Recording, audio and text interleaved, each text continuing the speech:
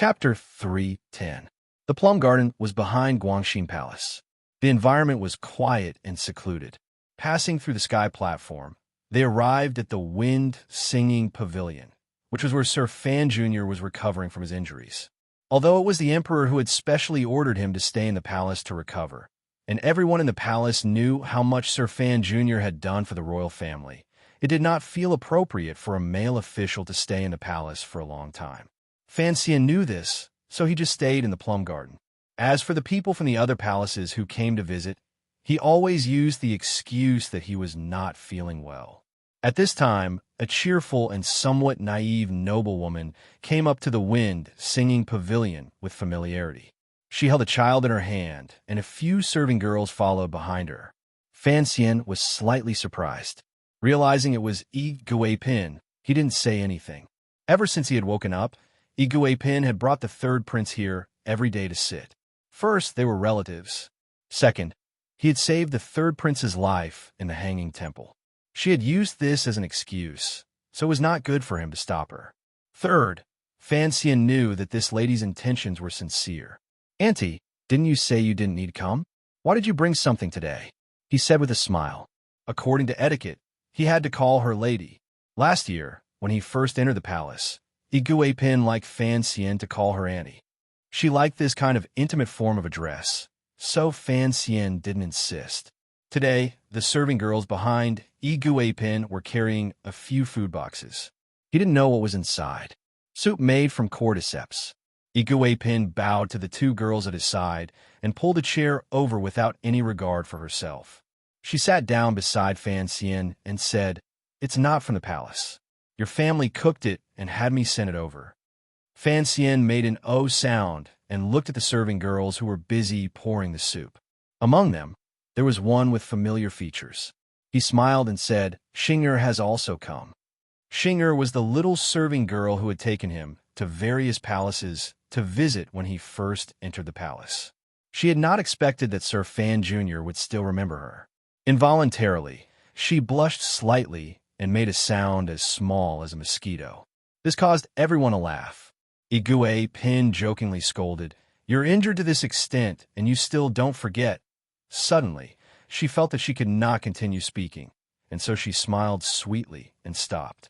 She was not very old, and she had a natural, simple, and beautiful temperament, so it was easy for her to get close to people.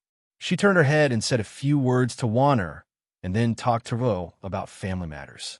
She told them to be at ease in the palace, and that there would be no problems with Fan Manor.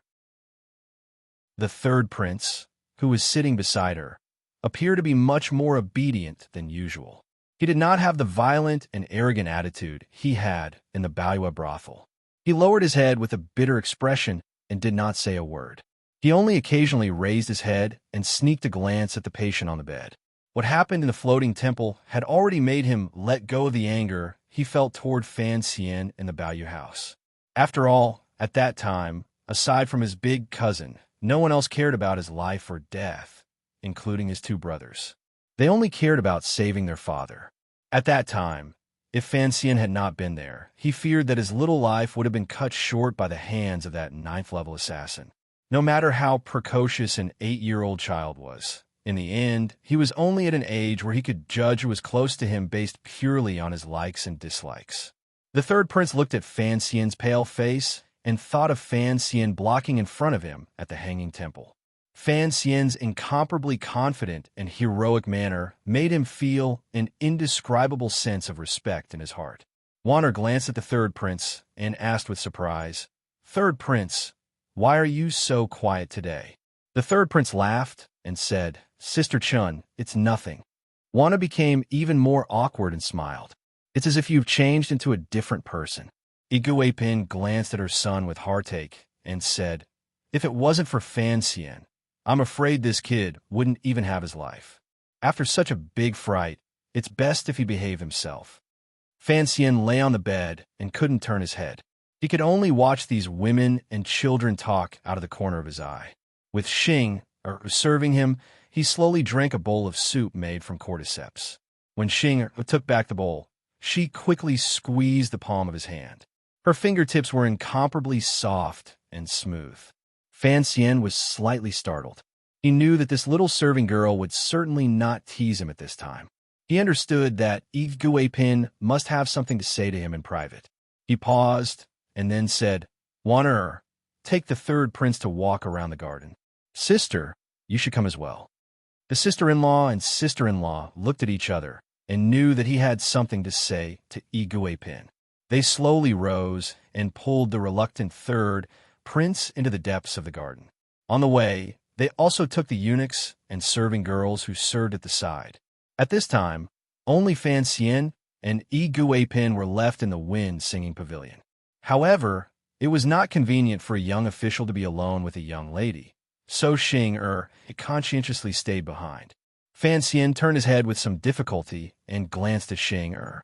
Yi Guipin understood and smiled slightly. She's a little girl from home. She's not afraid. Andy, Fan Xian forced a smile. What is it now that you need to be so careful? I've been heavily injured and just woke up 2 days ago. Yi Guipin waved her handkerchief and smiled. If I don't come to find you, don't you want to find me? There was not a hint of warmth in her words, but she knew that Fan Xian wanted to know what was going on outside the palace. The assassination attempt in the floating temple was very strange. Not only were the masters in the palace anxious, but the officials outside the palace were also very uneasy. Even the common people in the capital were talking about it, and they felt that it was very strange. At the dining tables and in the wine shops, people were cursing the assassins and quietly guessing the assassins' true origins. They came up with hundreds of answers. Yi Guipin knew that the emperor wanted Fan Xian to heal in peace, so he had cut off all his sources of information. It just so happened that she could help him obtain some. Aren't you afraid the emperor will blame you? Fan Xian looked at her with a not-quite-there smile. It's already this time of year. Yi Guipin's words were very direct. She chuckled. Other than you, I have no one else to rely on. Fan Xian understood what she meant. There were a total of 4 ladies in the palace who had children. The empress didn't need to be mentioned, but the princes of Lady Ning and Lady Shu had all grown up. They had their own power, which was Yi Guipin in front of him. Although her family background was noble and she had the fan manor as a power outside the palace, the third prince was too young. After a moment of silence, he recounted the scene in the Hanging Temple. Although she had already heard it from her son's mouth, Yi Guipin was still very worried. Her hands gripped her handkerchief tightly. It was as if she was worried that the assassin hidden among the guards would kill her son with one blow. After listening to it, she said in a hateful voice, "How could there be an assassin hiding among the guards? I've thoroughly investigated all 3 generations of the guards in the palace. It shouldn't be targeted at the old." Fan Xian smiled. "Can I call him the third prince? You're the older brother. Of course, you can call him that. It's not targeted at the third prince." Fan Xian quietly explained. "Perhaps the assassin will kill the third prince, but the emperor is still his true goal. And don't worry. Although the crown prince is a bit worried about the power of the family, and my relationship with the second prince is not very good, the third prince is still too young. He shouldn't be the first target." To say these words in the palace was indeed a bit bold. Although there was no one around the wind-singing pavilion eavesdropping, Yi Guipin's expression still changed. She smiled unnaturally. What she was most worried about was whether there were people in the palace who had ill intentions toward her son. Hearing Fan Xian's explanation, she relaxed a great deal. She then began to tell the fan manor in a quiet voice about the situation of the investigation outside the palace. Fan Xian didn't know the progress of the investigation. Because of her paternal family, she had many spies outside the palace. What she found was pretty much the truth. Gong Jian has already been captured. Fan Xian made a light sound of acknowledgement and did not reveal the shock in the depths of his heart. Yi Guipin used the word captured. It meant that the court had already decided on this matter. However, it was not strange. As the commander of the imperial army and the head of the guards, when the assassination happened in the Hanging Temple, he was not at the emperor's side. Just this reason alone was enough to trample Commander Gong to the ground. In addition, countless feet would step on him and make it so that he would never be able to rise again.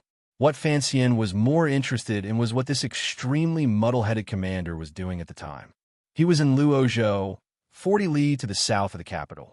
Using his own words, he went to do something by imperial edict. As Guipin spoke, she revealed a confused expression. Even if Gong Jian wanted to absolve himself of a crime, he could not say by imperial edict. Once these words reached the emperor, it would immediately be seen through. As for what he went to do, the Overwatch Council interrogated him for 2 days and still did not explain clearly. Fan Xian involuntarily sucked in a cold breath and sighed. I always knew Gong Jian was an honest person, but I did not expect him to be so stupid. Fan Xian shook his head and sighed. Since it was not the emperor's edict for him to go to Luozhou to do something, then it must be that person. However, the problem is that an assassination had occurred. How could he bring that person out as a reinforcement? Even if he brought it out, the emperor would not admit it. I'm afraid he would die even faster. Guipin still could not get used to Fan Xian's straightforward and bold words. She smiled bitterly and said, "These things, let's not worry about them. Yes, we have no right to care." Fan Xian sighed. The Yi family is going to be in big trouble this time. Has the identity of the assassin been investigated? The first assassin to act was the 9th-level ace who died. A glimmer of lingering fear flashed through Guipin's eyes. I heard it was an assassin from the manor of the left virtuous prince of Shihu. He has already infiltrated Qin Kingdom for 14 years. How did he get involved with Shihu? Fan Xian asked with surprise. How could a Hu person work in the palace for so long without being discovered? This Hu person has a powerful background. Guipin thought for a moment, organized her words, and explained. Only now did Fan Xian know that the Hu assassin who died at the hands of eunuch Hong was the descendant of the fake princess sent over when the Qin Kingdom was founded. Although many years had passed, she still retained the appearance of a Qin person. In reality, this marriage was very famous. When Shihu was at its worst, the other party had wanted to plead for peace and submit. They had sent a group of descendants from that marriage group back to Jingdo. However, the Qin people firmly refused their submission. That group later miserably returned to Shihu. No one expected that they would leave an ace in Jingdo and choose this time to explode. How did he sneak into the palace to become a guard? Who did the procedures? The person who did it died a long time ago. Guipin furrowed her brows. So it has become an unsolved case. Fan Xian raised a finger in his heart. He had finally touched upon a three-dimensional aspect of this matter. The eunuch is still alive. Given the methods of the Overwatch Council, they should be able to find out, he said in a low voice. Guipin nodded. They have investigated very clearly. The eunuch is the descendant of a nobleman who died in that storm in Jingdo 15 years ago. Back then, too many people died in Jingdo, so a servant from the nobleman's manor carried him and escaped. At the time, he had just been born, so he was not recorded in the register. The servant must have committed suicide, and then the baby was adopted by a farmer in the suburbs of Jingdo. Later, he entered the palace from the palace. How did the dagger get hidden there? Fan Xian thought that this was the real problem. The eunuch should not have been able to create this kind of arrangement.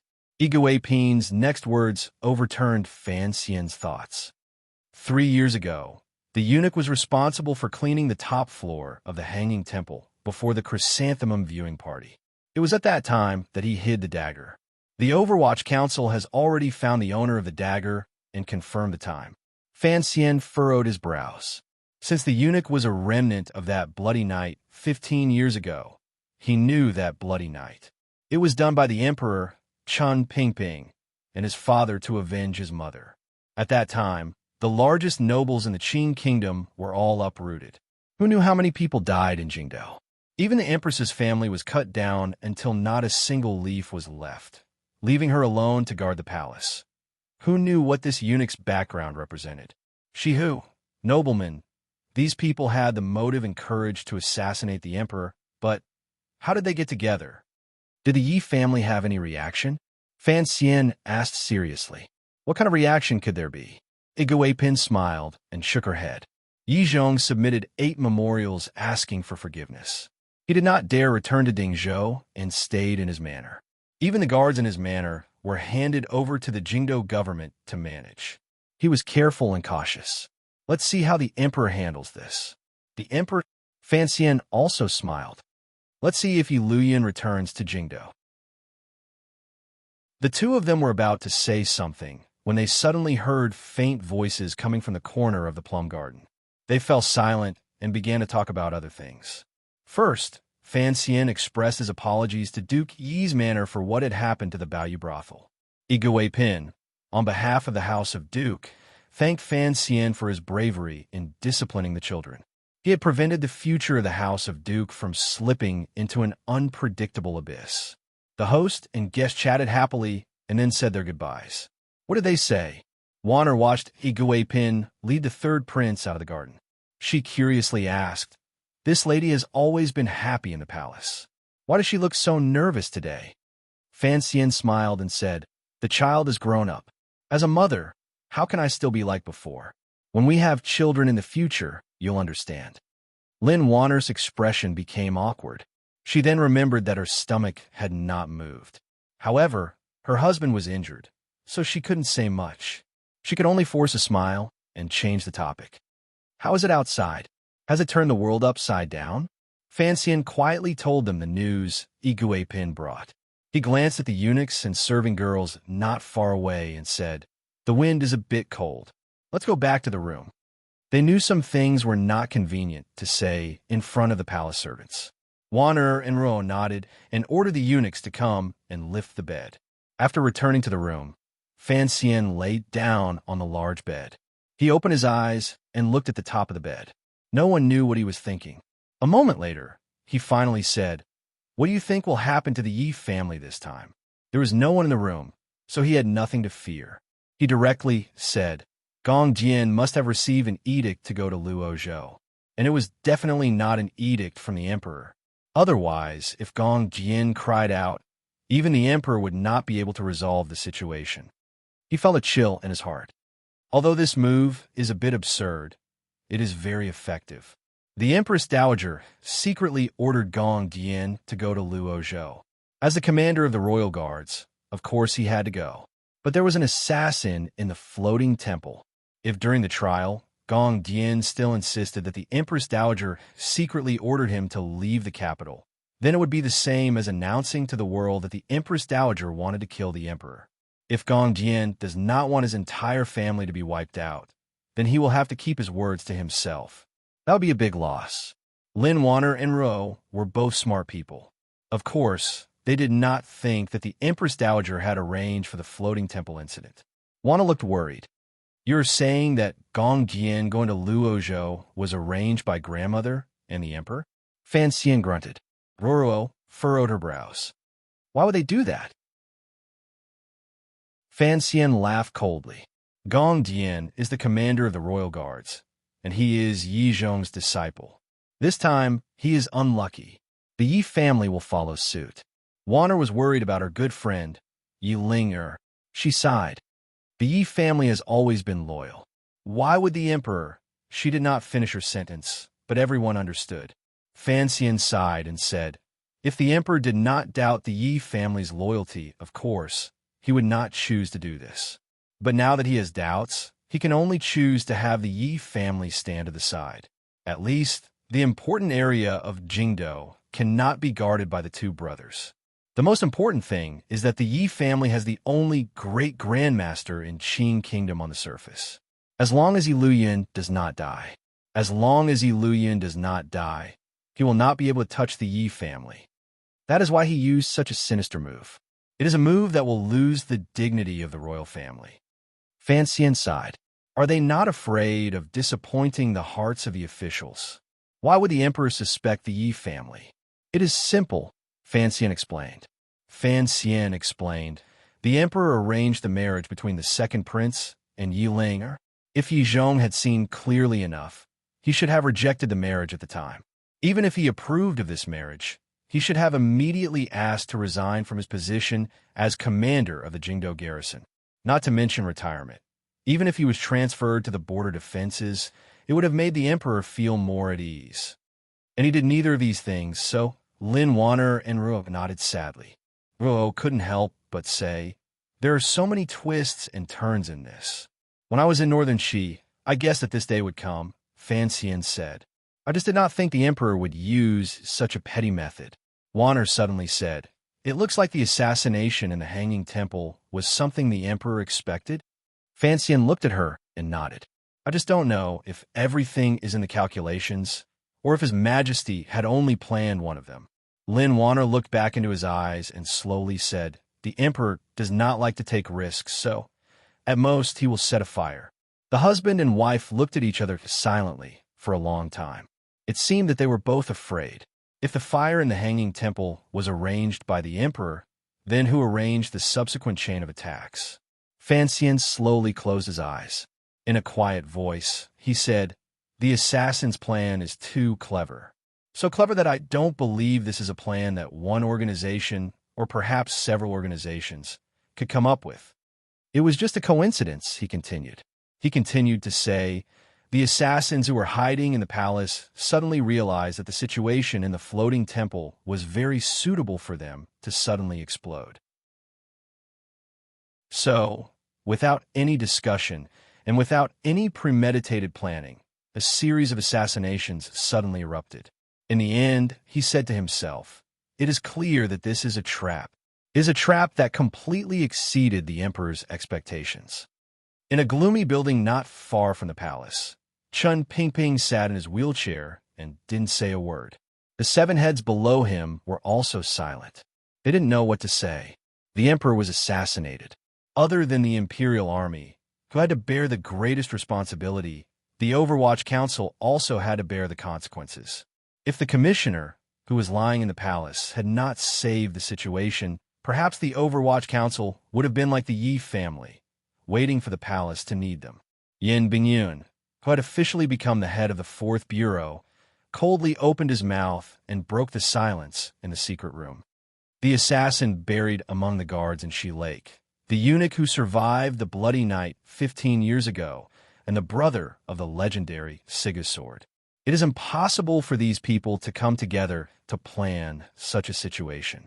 Furthermore, we still haven't found out who set the fire. According to news from various places, the Brocade Guard of Northern Qi is currently in chaos. They have no time to plan this. Dong Yi has also shown no signs of planning this. The acting head of the 6th Bureau also coldly opened his mouth. Furthermore, Sigu Jian has a younger brother. This is only a matter of legend. No one knows if this person truly exists. The 2nd Bureau of the Overwatch Council was responsible for gathering and analyzing intelligence reports. The leader wore an expression of apology and said, shamefully, there is no intelligence at all. Although it is my dereliction of duty, I thought that in order to plan such a killing trap, the flow of intelligence was essential. We would have caught some clues, but there is not a single one. I can only think that the parties involved in the assassination did not have any real contact. I would even boldly say that the assassins did not know each other. Sitting in his wheelchair, Chun Pingping slowly opened his eyes and looked at his subordinates with a somewhat muddy gaze. He thought to himself, the emperor ordered people to set the fire. Of course, they cannot be caught. As for the assassin from Shihu and the daring eunuch, who knows where he came from? The emperor and I are not real gods. This is a plot of immortals. The old man yawned. It was just a coincidence. There is not so much to think about. I'm not in a good mood. The post in the book review section that was suitable for pregnant women has disappeared. I don't know if I made a mistake or something. I have been looking for it for a long time and have not been able to find it. Chapter 311. Please throw away the notes on the Overwatch Council's regulations and turn to the last page of the Overwatch Council's internal reference material, Volume 5. The 5th volume was a summary of the cases of the Overwatch Council over the years. It copied the analysis and summaries of the various representative cases of the last few decades. Aimed at the various cases, it explained in detail the origins of the planning, the brewing process, the influence of the variables, and the final result. There were many cases in the 5th volume. With the help of the Overwatch Council's intelligence network, as well as the relevant evidence found in the cases, it was enough to explain most of the so-called conspiracies in the world. It was enough to find the true cause of the events, as well as the procedures in between, because in reality, humans were far less imaginative than they thought they were. But there was also a type of case where people could only dig up one or two sides of the story and could not explain everything. That was the 3 words written on the last page of Volume 5. 3 words that Fan Xian and Qin Pingping were very familiar with. A fairy trap. A fairy trap referred to a situation in which there were variables that could not be determined by common sense, resulting in a situation that even the gods could not predict. For example, when Qin Pingping led the Black Knights in a 1,000-mile assault deep into the Northern Wei Kingdom, they captured Xiao An, who had secretly returned to his hometown to attend his son's wedding. The Overwatch Council had already calculated all the details, and had even calculated that they would have to pay a heavy price. But at the wedding, Xiao An did not actually drink the fine wine that Fei Jie had meticulously prepared. The Northern Wei spy chief controlled his food and drink, and everything else around him, with a calm, almost callous degree. But just when the people of Qin thought that this conspiracy could not proceed as planned, the story took an unimaginable turn. Xiao An heard the noise coming from the bridal chamber and began to feel depressed. He began to drink to drown his sorrows. Coincidentally, the captain of the bodyguards responsible for guarding the leather pouch for him had not been able to resist his craving for wine during the journey and had already finished it. So when Xiao An asked for wine, this irresponsible captain of the bodyguards lost his head in fear and gulped down a pouch of wedding wine. And so Xiao An was poisoned, and so Qin Pingping and Fei Jie succeeded. And it was not until a long time later that Qin Pingping and the others learned that the reason Xiao An was so depressed was because his son was impotent. This kind of variable did not exist in the plan, but it had a great impact on the situation. For example, 20 years ago, a salt merchant in the south suddenly died after a birthday banquet. The Ministry of Justice had never been able to find the cause of the case, so they handed it over to the 4th Bureau of the Overwatch Council. Who would have guessed that there were 14 people suspected of the crime that night, including the concubines? It seemed that everyone wanted the rich merchant to die as soon as possible. Who was the real murderer? Another 3 years later, a poor old man was caught stealing sesame seed cakes and brought to the authorities. Perhaps he didn't want to live anymore, so he confessed that he was the one who killed the salt merchant 3 years ago. Hearing this, the people of the 4th Bureau of the Overwatch Council were both embarrassed and shocked. How could professionals like them let go of a real suspect? When they arrived at the scene of the crime, everyone suddenly realized what was going on and felt extremely embarrassed. The old man and the salt merchant were childhood neighbors, and they grew up together. Later, the old man went to live in Wuzhou, and when he returned to settle down, he saw the salt merchant having a birthday banquet. For some unknown reason, he climbed into the courtyard, picked up a stone, and smashed the drunken salt merchant to death. The Overwatch Council had noticed the marks on the walls of the courtyard, but they never imagined that an old man who had returned to his hometown would take such a huge risk and climb into the courtyard to commit the crime without being discovered by the guards. At the time, Yin Ruohai had not yet become the head of the 4th Bureau. He asked the old man curiously, "After I investigated the case, Bao Zheng also asked you questions. Why were you not nervous at all?" The old man said, "What is there to be nervous about? If worst comes to worst, I'll just have to pay with my life." This was probably the first time Yin Ruohai had seen such a fearsome character, but he still found it strange. "Why did you kill him?" The old man confidently replied, "When I was young, he slapped me once." The assassination in the floating temple seemed to be a trap set up by a deity. Because His Majesty had grown suspicious of the Yi family and was afraid that they had a great grandmaster in their family, His Majesty came up with such a shameless plan to frame them. On one hand, he used the name of the harem to transfer Gong Dian away, and, on the other hand, he set a small fire in the floating temple. As for this fire, Fan Jian and Qin Pingping both knew about it. After the fire started, the top floor became a little chaotic. The assassin from Shihu saw this opportunity and finally made his move. He had been in the palace for more than 10 years, and he could not endure it any longer. This kind of life was hard to bear. 3 years passed, and another 3 years passed, and he did not know when it would end. At the time, Eunuch Hong was protecting the Empress Dowager, and his judgment of Fan Xian's power was slightly off. So when he saw the Emperor only a few steps away from him, he made his move. The guards made their move, giving the white-clothed swordsman another opportunity. The white-clothed swordsman made his move. The young eunuch, who had been hiding for a long time, saw the Emperor's back less than a foot away from him, and thought of the dagger hidden in the wooden pillar. He thought this was a chance given to him by the heavens. Faced with this kind of naked temptation, how could he, who had sworn to take revenge, cut off his wife and entered the palace, pass up this opportunity? The Emperor's absurd act of arson began, and all the people hiding in the dark sensed that there were too many opportunities to take advantage of. Of course, the assassins were determined and brave. Although they had no contact with each other, they chose to attack one after the other. Helping each other was satisfying themselves. As long as they could kill the Emperor of the Kingdom of Qing, they did not care about their own lives, but they cherished this opportunity that had been created by a freak combination of factors. They came from all over the world, and for the same goal, they walked together with determination and tacit understanding. Late at night in Guangxin Palace, Fan Xian lay on the bed, looking at the gauze curtain on the bed. He could not fall asleep. He had been recovering in the palace these days after his injury, and he had slept a little too much during the day. The candlelight in the palace was a little dim. His eyes stared at the thin gauze curtain, as if he wanted to use Enmu's ultimate skill to tear it apart and see the truth behind it. Wanner had already fallen asleep. She was far away from him on the big bed, afraid that if she moved at night, she would touch the wound on his chest. Fan Xian turned his head to look at her, and with some pity, used his gaze to stroke the long black hair that was exposed outside the pillow. The palace was very quiet. The eunuchs were all asleep, and the serving girls on night duty were resting on square stools. Fan Xian turned his gaze to the sky again and began to talk to himself.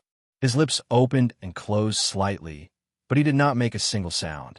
He was asking himself, and at the same time, sorting out the ins and outs of this matter. The assassin from Shihu, the hidden eunuch, these are all people who have left behind evidence, so there shouldn't be any problems with the Overwatch Council's judgment. In the dark night, his lips opened and closed noiselessly, looking somewhat strange. But what about the shadow? Other than myself, probably no one knows that the white-clothed swordsman is the head of the 6th Bureau, the most powerful assassin in the Qing Kingdom, the shadow who has lived in the darkness for many years and has never been seen by anyone. His eyebrows twisted in a rather attractive manner. An immortal trap? I think this immortal must be a cripple. He laughed coldly at the empty bed. The Emperor wants to arrange a trap to remove the Yi family's power in Jingdou and cut off the eldest princess's possible hand. Presumably, even the Emperor feels that I have pushed the second prince too hard, and he must know what I will do to Xinyang after the new year. Thinking of this, Fan Xian couldn't help but suck in a cold breath. He didn't know if it was because of the pain from his wound, or because he was shocked by the Emperor's despicable methods. He thought to himself, His Majesty is too despicable, too shameless. Then what do you want to do? He tried to guess Chen Pingping's true intentions. If I asked you face to face, I think you would just sit in your wheelchair and say, in Chun Garden, I told you that I would deal with the matter of the Emperor's favor. The Emperor's favor, after the unexpected turn of events, you still have the leisure to arrange for the shadow to carry out an assassination, and then let yourself be the hero? Is it really that simple? As the foremost assassin in the Qing Kingdom, it was not difficult to imagine the shadow being able to hide from Eunuch Hong's ears. But Fan Xian didn't want to believe that the shadow's actions were purely to set up a trap. He wanted him to save the Emperor's life, and in doing so, receive the unshakable favor of the Emperor. The movement was too big, and the result was not rich enough. It didn't match Chen Pingping's calculated personality, so he always felt that Chen Pingping was hiding something from him. And you're not afraid that I know it was the shadow. Fan Xian raised his eyebrows. But if you want to assassinate the Emperor, that doesn't make sense. Putting aside the problem of a loyal dog suddenly becoming disloyal, given your power, if you wanted to assassinate, you would certainly create a more perfect environment. You want to test the princes on behalf of the emperor? F***CK, you old dog, aren't you being too nosy? And I don't think the emperor wants to be so frightened. After thinking about it, he was entangled in the situation, unable to extricate himself. He could only sigh and slowly fall asleep. But even in his dreams, he still believed that his mother's old comrade must have hidden the deepest and darkest thoughts in his heart, unwilling to give anyone the slightest opportunity to pry. There is no such thing as a true immortal trap in this world. Chen Pingping sat in his wheelchair and spoke quietly to the blindfolded man in the forest. You also know that the 5th volume mentioned the death of the salt merchant. The reason why the old man who stole the sesame seed cake was able to easily kill the salt merchant was because the servants and guards in the manor had long been bribed by the concubines. They were very happy to see someone help them do this. And the old man's action against the salt merchant was not as simple as the salt merchant slapping him in the face many years ago. The precise reason was that the salt merchant had stolen the old man's wife. The hatred of the wife's murder is always greater. And don't believe that Yin Rawhai won't be able to investigate this matter.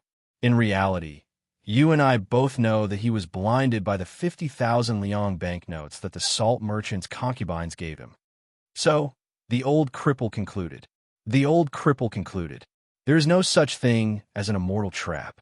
Everything was arranged by someone.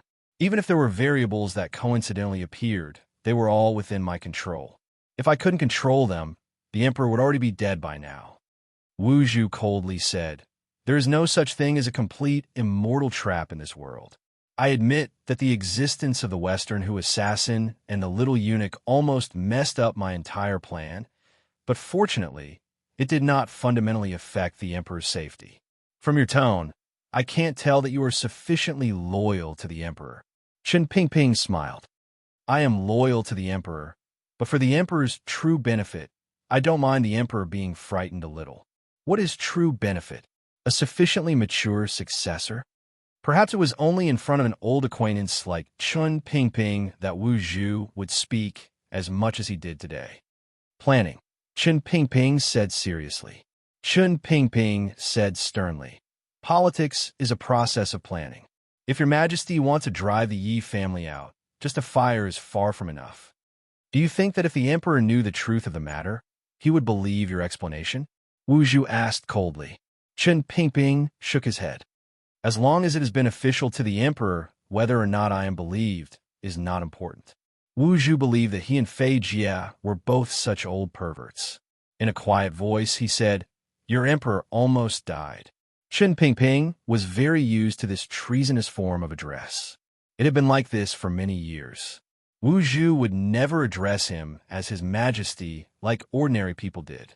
His heart was filled with reverence. The emperor will not die. The old man's words were very forceful. This is something that I absolutely believe. Don't forget, the emperor will never let anyone know of his final trump card. Whether he dies or not, I don't care. Wu Zhu suddenly tilted his head. I only care that he almost died. The two of them represented Wu Zhu's completely different attitudes. Chen Pingping laughed bitterly. Of course, he knew that Fan Xian's accidental injury would turn the old man into a terrifying killing machine. Even someone as sinister as him, when faced with the cold Wu Zhu, he still felt a chill from the bottom of his heart. So, he tried to explain. Fan Xian was worried that the emperor would grow suspicious of him because of his rapid rise to power. So, I arranged this matter to solve his doubts once and for all. Of course, I arranged the beginning of the story, but I didn't guess the end. He smiled slightly, as if he was very proud that he still remembered the lady's catchphrase. Although this has a lot to do with the shadow, he always wants to fight you, but you won't give him the chance. So, it's rare for him to have a chance to fight your personal disciple, and he is a bit reluctant to do so. Of course, if Fan Xian hadn't chased after you and suffered such heavy injuries, this matter would not have had much meaning. Wu Zhu suddenly said, very abruptly, you let the shadow come back. I gave him the chance to fight me. This cold joke almost made Chen Pingping choke. After coughing for a long time, he spread out his hands and said, It was just an accident.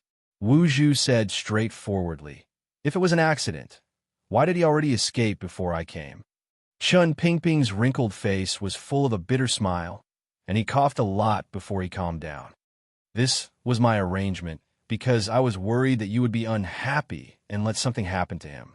You should know that I only have one truly useful person by my side. If you killed him, how could these old bones of mine continue to live? Wu Zhu said nothing. Only the black cloth fluttering in the night wind expressed his dissatisfaction. After I die, the shadow will be loyal to him. Chun Pingping very seriously stated his reward. Wu Zhu slightly tilted his head, as if considering whether or not Fan Xian would accept this compensation.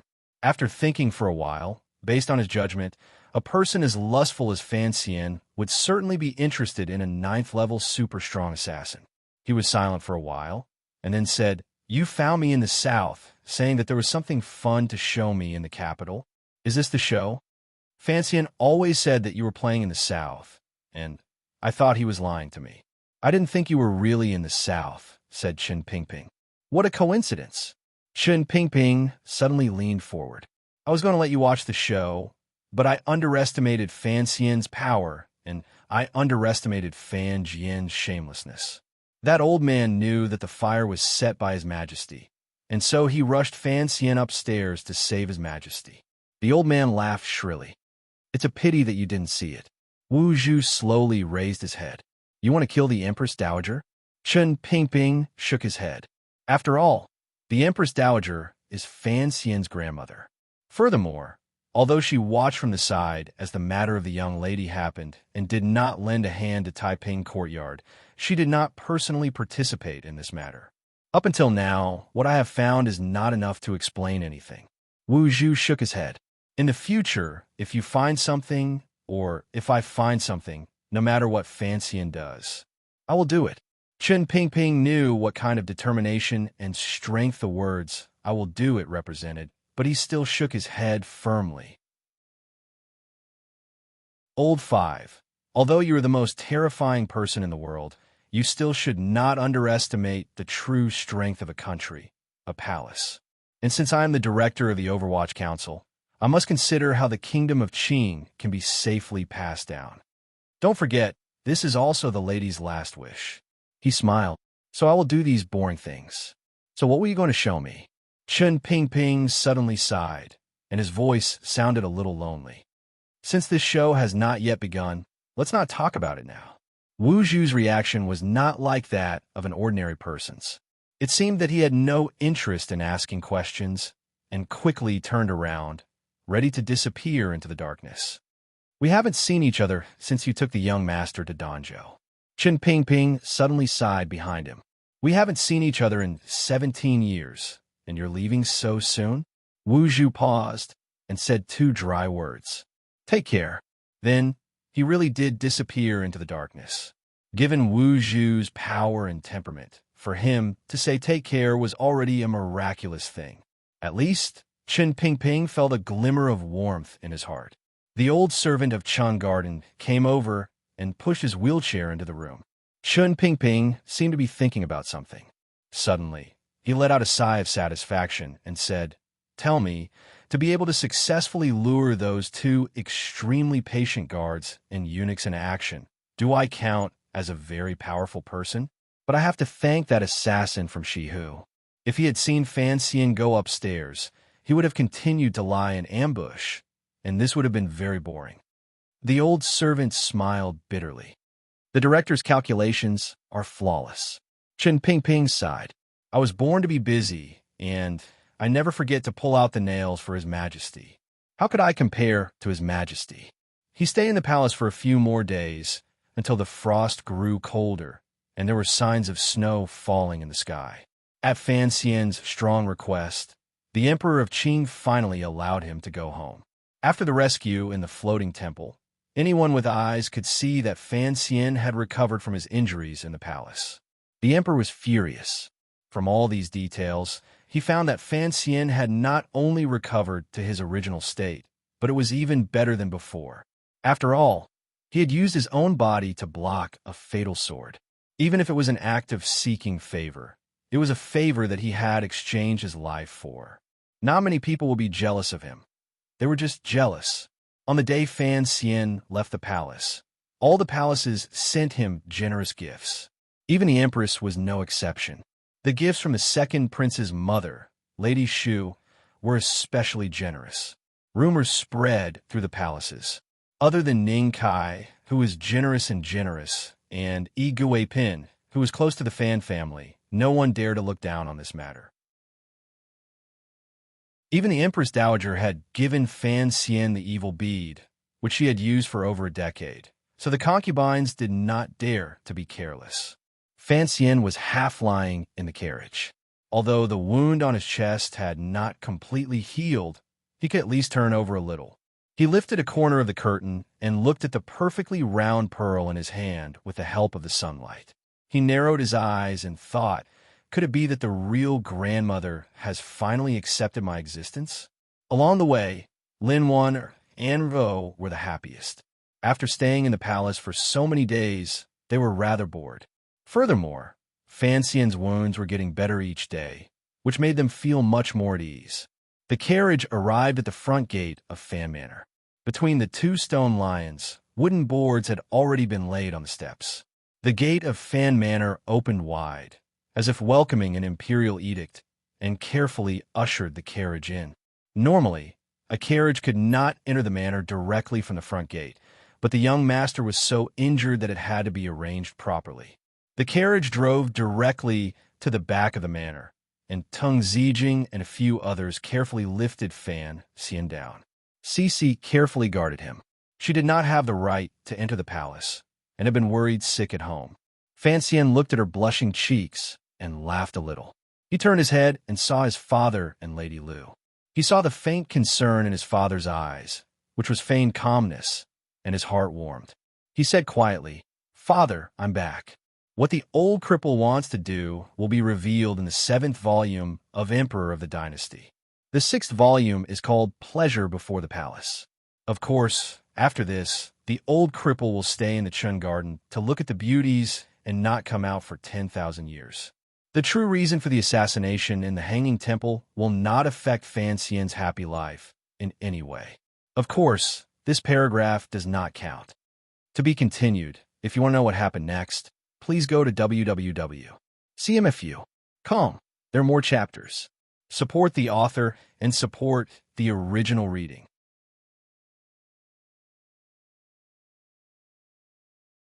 Chapter 312. The development of the matter did not exceed Fan Xian's expectations. The great grandmaster of the Qin kingdom, who traveled the world like a lone swan, still did not return to the capital. The Yi family quietly accepted the arrangement and was forced to separate themselves from the entire defense system of the capital. Of course, in the middle and lower levels of the arrangements, they still had some power left, but they were unable to make too big of a splash. They had already lost the power to directly influence the future of the court. If this had happened and Yi Luyuan had returned to the capital, the seemingly solemn and amiable emperor in the palace would have shown his most ruthless side. Even if it meant damaging the strength of the Qin kingdom, he would have eliminated the Yi family, a noble family that controlled the capital and was about to marry a prince. Most importantly, they had the support of a great grandmaster. If they had shown the slightest intention of rebelling, it would have been forcefully suppressed. In the end, Yi Luyuan did not return to the capital. This meant that the Yi family had no choice but to accept the current situation. Of course, for Yi Luyuan's sake, the emperor saw that the Yi family had never truly weakened their loyalty and would not make things too difficult for the Yi family. Yi Zhong was still stationed in Sangzhou, and his title of nobility and military service had not been reduced. His rewards were even greater than before. Even the straightforward and somewhat cute Gong Dian had committed such a great crime, but the emperor did not punish him severely. He only took away all of his military service, gave him 30 strokes of the cane, and demoted him to a commoner. The Yi family felt wronged, but for the stability of the Qin kingdom, they could only make this sacrifice.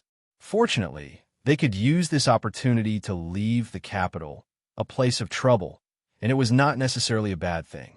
In reality, the ones who were most disappointed were the eldest princess, who was far away in Xinjiang, and the second prince, who was currently under house arrest in his manor. How preposterous! Fan Xian looked at the council report that Mu Tai had sent him and could not help but shake his head. After the Yi family temporarily retreated, the defense of the capital was something that everyone in the court was watching.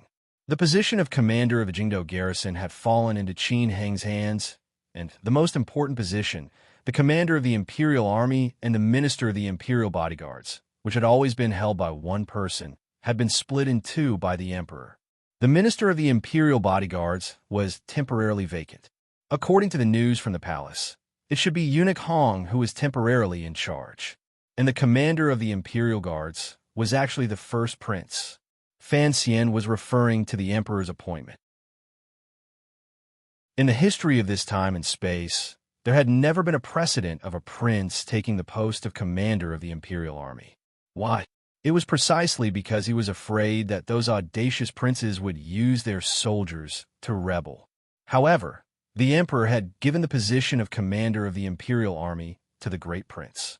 There was also a crown prince in the Eastern Palace. What was the emperor thinking? The first prince's birth mother, Lady Ning, was an Eastern barbarian. Logically speaking, the throne should never have fallen to him. Mu Tai did not dare to respond. He reported to Fan Xian the recent work of the First Bureau. Seeing that the commissioner seemed to be tired, Mu Tai quickly excused himself. Teacher, take a break. In private, Shi Chanli was still used to calling Fan Xian teacher and not sir. He looked at Fan Xian's complexion, which was clearly lacking in qi and blood. His heart ached as he said, "The emperor has given a clear edict for you to not be involved in council affairs for 3 months. It is clear that he wants you to rest well, yet you refuse to listen."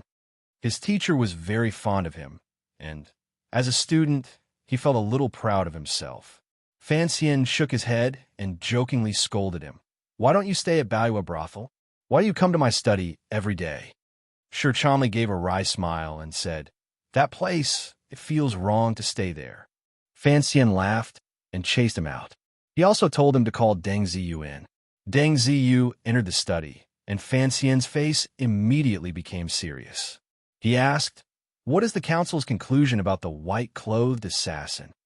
Although he knew that it would be impossible for him to dig out the secret in Chun Pingping's heart, it would be a shame to give up the resources that the old cripple had in his hands and not use them to make guesses.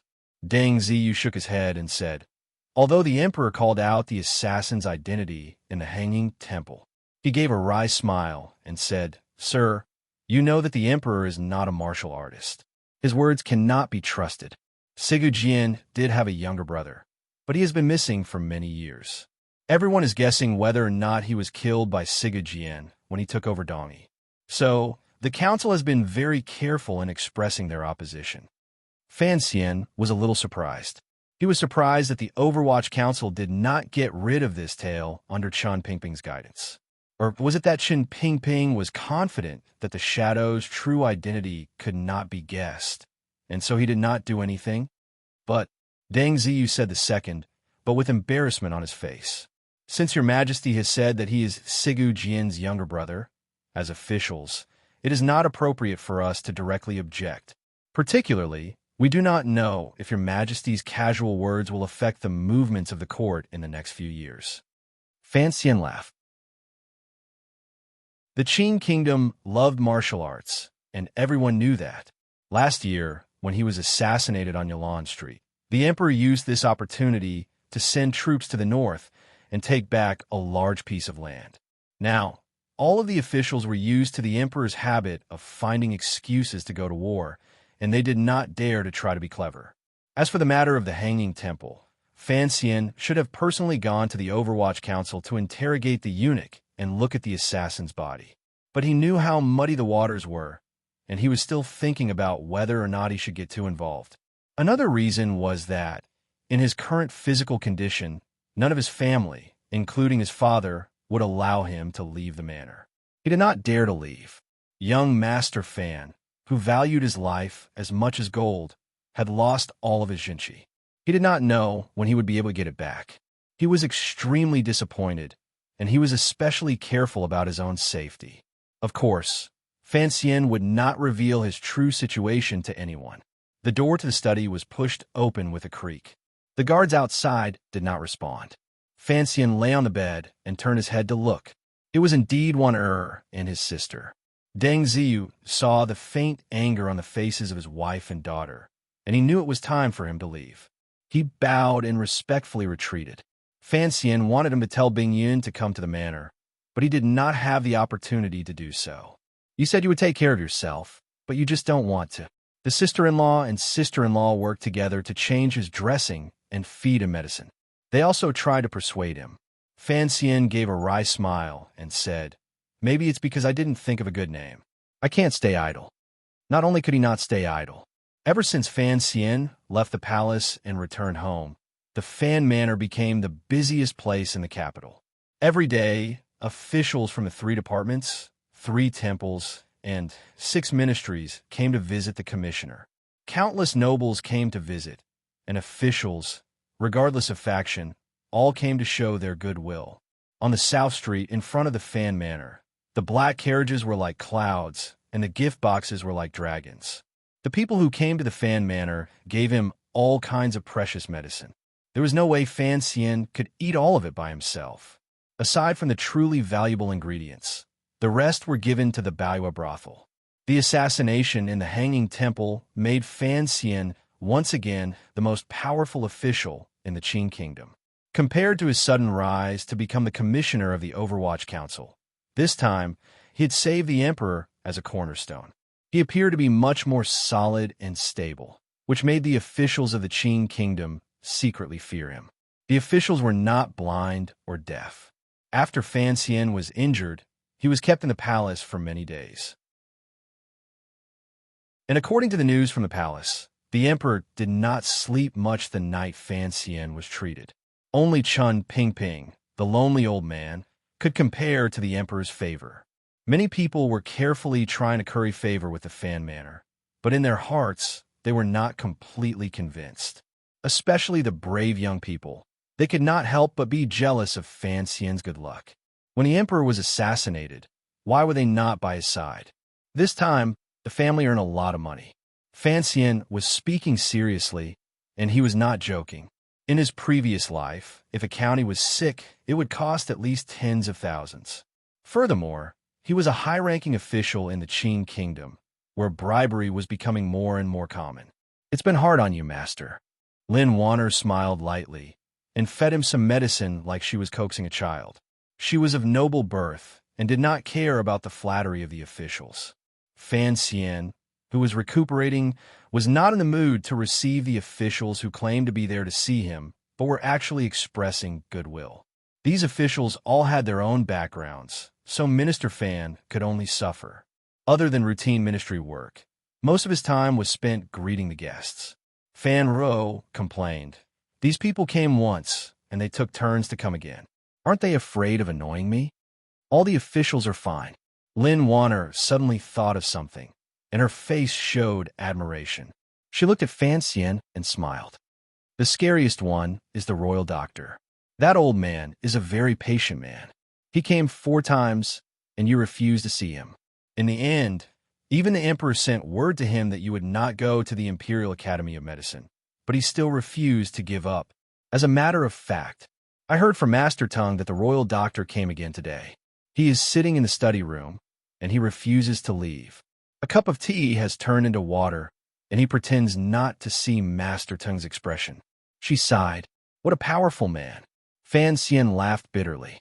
Although he didn't say anything, he admired the thick-skinned Qin Kingdom's #1 imperial doctor.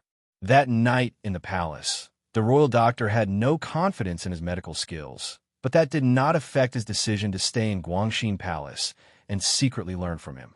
Later, he discovered the wonders of Fan Xian's medical skills and made up his mind to bring Fan Xian to the Imperial Academy of Medicine. At the very least, he wanted Fan Xian to pass on his strange medical skills. His determination was strong, and he repeatedly visited Fan Xian and refused to leave. His methods were shameless and strange. In the eyes of the doctors of the Qin Kingdom, surgery was naturally incomparably magical, but Fan Xian knew that he was just lucky at the time, and there were some crucial problems that made it very difficult to spread this knowledge in the current world. He tilted his head to look at his sister, who was carefully adjusting the bandages around his wound.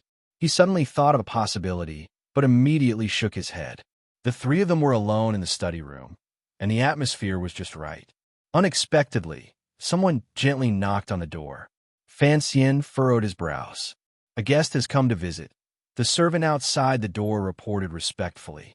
This time, even Lin Wanner furrowed her brows. "Didn't I say I wouldn't see anyone?" Fan Xian smiled bitterly at the great prince, who had come uninvited, and said, "It's so convenient to be in the palace. You didn't go to the plum garden to see me. Why have you come today?" Linwar also pouted. "Brother, there are many people in the manor right now. Why have you come to join in the fun?" The great prince looked at her helplessly. He had watched this sister grow up. She had only been married for a year, and all her thoughts were on her husband's family. There isn't much to talk about. The brother and sister bickered a bit more, and the great prince had no choice but to admit defeat. Using a trick of moving flowers to catch Jade, he said in a low voice, "The great princess has also come with me. She is talking to Lady Fan. Sister Chun, you should go and see."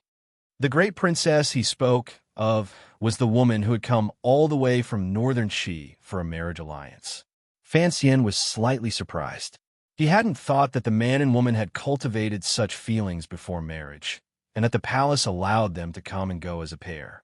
He then thought of the few conversations he had with the great princess on the way back, and couldn't help but be surprised. Lin Wanner and Fan Ro were incomparably curious about this foreign princess, whom they had only heard of but never seen. Furthermore, they knew that the great prince must have something to say to Fan Xian, so they rose to leave. The study room quieted down. Fan Xian raised his right hand slightly, indicating that the great prince should have some tea. In a quiet voice, he said, "Congratulations, Your Highness." Naturally, he was congratulating the great prince for taking the position of commander of the imperial army. The great prince's eyebrows rose, and then immediately relaxed. He said lightly, "What is there to congratulate? I was originally the general of the Western expedition." Fan Xian smiled. "Although I have been demoted by 2 ranks, how can the central command of the imperial army be the same as the Yin Mountains on the border?" The great prince looked at him, unsure if there was some other meaning hidden in his words. After a moment, he said, I do not want to be the commander of the imperial army. I would rather go to the north and replace Yin Xiaoyi." Fan Xian shook his head, thinking that the emperor had sent Yin Xiaoyi far away and had the Yi family firmly under his thumb. He was guarding against that crazy woman in Xinjiang. If you go to the north, of course, Yin Xiaoyi will be happy, but the emperor will be very unhappy. Don't tell me that the great prince came to see a sick person like me today to talk about his unhappiness in the workplace. He laughed lightly. "I could be a competent listener, not just a listener." The great prince stared into his eyes. Although he didn't understand what the word workplace meant, he said, "I want to ask for your help." He called himself not the great prince. Fan Xian noticed this change and began to feel slightly nervous. It seemed that this great prince, who had Dongi blood in him, was very serious in asking for his help. Good heavens! He sighed bitterly in his heart and looked at the great prince. "Your Highness, the commander of the imperial army is a very important position. The emperor trusts your loyalty, and that is why he made this arrangement. Fan Xian is an official. How can I make such presumptuous comments?" The great prince shook his head. "Fan Xian, to tell you the truth, when I first returned to the capital, I did not think much of you. When I was in the West, I heard that there was an immortal poet in Jingdo. But I am a general, and I have never believed in such romantic things. How can they help the people of the world and the court?" He then changed the subject. "But after returning to the capital for a few months, I saw that your actions were ruthless and pure, and that you were very talented. Not to mention the fact that you made things difficult for the second prince. But the incident in the Hanging Temple changed my opinion of you. And in the palace, you were able to cure your near-death injury." The prince, whose face was slightly dark, said solemnly, "Now, I cannot think of anything in this world that can trouble you. So in this matter, you must help me." Faced with countless compliments, Fan Xian fell silent. Chun Pingping had once said that the great prince in front of him was different. Since he was young, he had purposely stayed away from the palace. He wanted to be as far away from that chair as possible. Now, the emperor, who killed without a blade, was going to drag him into muddy water. No wonder he wanted to resist in his anger. The great prince's power was mostly in the military, and the court did not have many talents in the field of strategy. But the fact that he had come to find Fan Xian was unexpected. Although Fan Xian was happy to see that among these brothers, there was one who could maintain a rare open-mindedness and brightness, and he sympathized with the other's situation, he still shook his head firmly. "Your Highness, it is not that I do not dare, it is not that I do not want to, it is that I cannot. After all, Fan Xian is only an official.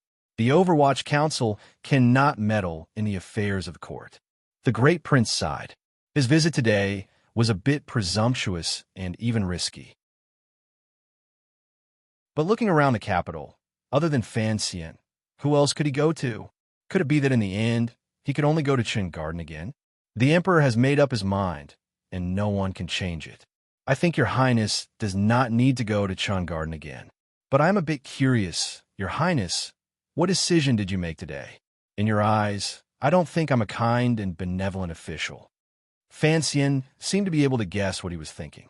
The great prince slowly drank the fragrant tea in his cup and said, "Fan Xian, you can hide it from others, but you cannot hide it from me. Do not forget, I was also in the Hanging Temple at the time. Based on the fact that you first saved my little brother and then father, I know you are a person worthy of trust."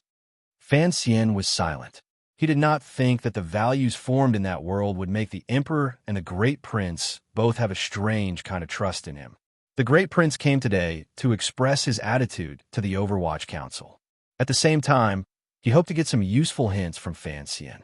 However, since Fan Xian maintained his silence, it was not good for him to be too rash. With Wanner acting as a bridge between them, if the situation in the capital changed in the future, he did not expect the Overwatch Council to help him. But if Fan Xian could reveal some useful information, that would be enough. "I heard the royal doctor is in your manor, and has already come a few times." He awkwardly changed the topic. His long years on the horse had made him not very familiar with the curves of officialdom. Fan Xian laughed in his heart and explained, "He wanted me to take a position in the Imperial Academy of Medicine. After the emperor refused, he wanted me to go teach students there." It was supposed to be a casual conversation, but the great prince became serious. He said, "Fan Xian, I also think you should go to the Imperial Academy of Medicine." That night, I stood guard outside Guangxin Palace. Seeing the serious expressions of the royal doctors, I knew your medical skills were very good. He curiously asked, "Actually, many people in the capital are wondering how you could allow Miss Fan to work on your own stomach. The royal doctors have already made you sound like a god." Fan Xian gave a wry smile and said, "Don't believe them. Everyone knows that Fei Jia is my teacher. If they were 4 years old and were digging up graves every day, opening up corpses that were soaking in water, they would be as good as I am. So that's how it is. It seems that nothing can be explained by the word genius." The great prince sighed and continued, "Of course, the Imperial Academy of Medicine is not as powerful as the Overwatch Council, but it is more peaceful. The idea of the royal doctor is very simple. If your medical skills were taught, who knows how many lives could be saved?" He looked into Fan Xian's eyes seriously and said, "Saving people is better than killing them. And I have been in the army for many years, so I know what a good doctor means to those injured soldiers. Why would I teach them medical skills? To benefit the world. The royal doctor must be thinking the same thing." "Exactly. Your Highness, so your secondary purpose today is to help the royal doctor persuade you." No wonder the topic changed so strangely earlier. Fan Xian laughed. Seeing him laugh so proudly, the great prince's face gradually darkened. He said, "Do you think we are all talking nonsense?" In fact, it was close to nonsense. Asking Fan Xian to give up his position as commissioner of the Overwatch Council and become a medical professor was something that no one could have persuaded him to do. But the royal doctor and the great prince, these two pedantic people, had said it directly. Fan Xian stopped laughing and found that the wound on his chest was slightly painful. He was shocked and said, "I am not making fun of you. On the contrary, I do have some respect for the royal doctor." There were many problems that could not be solved in surgery. The first was anesthesia, the second was disinfection, and the third was the equipment. Currently, the standards of this world were not enough to solve these problems. Fan Xian used chloroform to anesthetize him, and he used hard resistance to disinfect him. These were all built on the foundation of his strong physical strength. If it had been an ordinary person, they would probably have been drugged to death or died from complications. As for the equipment, it was even more difficult to solve. Fan Xian and Fei Jie had thought about it for a few years, but in the end, they could only use the power of the third bureau to make a set. If they could not even stop the bleeding, what was the point of making an operation? Using words that the great prince could understand to explain these reasons, the great prince finally understood. This kind of medical skill was a relatively powerful one. It used the injured person's body to fight against the drugs at the tip of the knife. If Fan Xian had not practiced martial arts since he was a child, he would not have been able to survive. Thinking of the soldiers in the Western Expedition Army who had been injured by arrows and died, he felt some regret. He slapped his thigh and sighed. Is there no better way? For some reason, Fan Xian's mind floated back to his sister's surprisingly steady hands. He comforted him. There are some basic things. In a few days, I will have Ruo go to the Imperial Academy of Medicine to consult with the royal doctors. The great prince nodded and said, "Earlier, you seemed to be disapproving of the words benefiting the common people." This was the doubt in his heart. On the surface, Fan Xian was a powerful official who put profit above all else. But after observing him from the sidelines, the great prince felt that his ambitions were not limited to this. Fan Xian was quiet for a while, then said quietly, "There are many ways to benefit the common people. Saving lives is not the only way." The great prince did not understand. "For example, Your Highness, you have been in the West for many years, fighting with the Hu people and killing countless people," he said with a smile. "But you have prevented the Western Hu from invading. Is that not benefiting the common people?" No matter how steady the great prince was, he had to accept this flattery. Another example is me. Although everyone thinks the Overwatch Council is just a sinister and terrifying secret agency, if I can use it in my hands and do my best to lean on the right path, make the Qing kingdom unbreakable, and the people can live and work in peace and contentment, is that not benefiting the common people? Perhaps the goal is the same, but there are many ways. The more Fan Xian spoke, the more excited he became. He was very much like the middle school Chinese teacher from his previous life. He told the story of Lu Sun abandoning medicine to become a scholar with a smile on his face. Of course, it was an old story from 1,000 years ago that he had come across in an ancient book written by Zhuang Mohan. The great prince was stunned. Saving the people's bodies is not as good as saving the people's spirits. He slapped his thigh and said, "But the Qing kingdom is not as weak as the country in the story. Why is there a need to use words to educate people?" These words were true. The Qing people's simplicity carried a fresh sense of progress. It was very different from the air that Lu Fu found difficult to breathe at the end of the Qing dynasty and the beginning of the Republic. Fan Xian smiled and said, "So, not only am I abandoning medicine, I am also planning to abandon literature. What do I count as? Abandoning medicine to enter politics? Abandoning the pen to join the army?" The great prince still did not agree with his point of view. "You are indeed a genius. Why don't you demonstrate everything you have learned? If you can make this world a better place."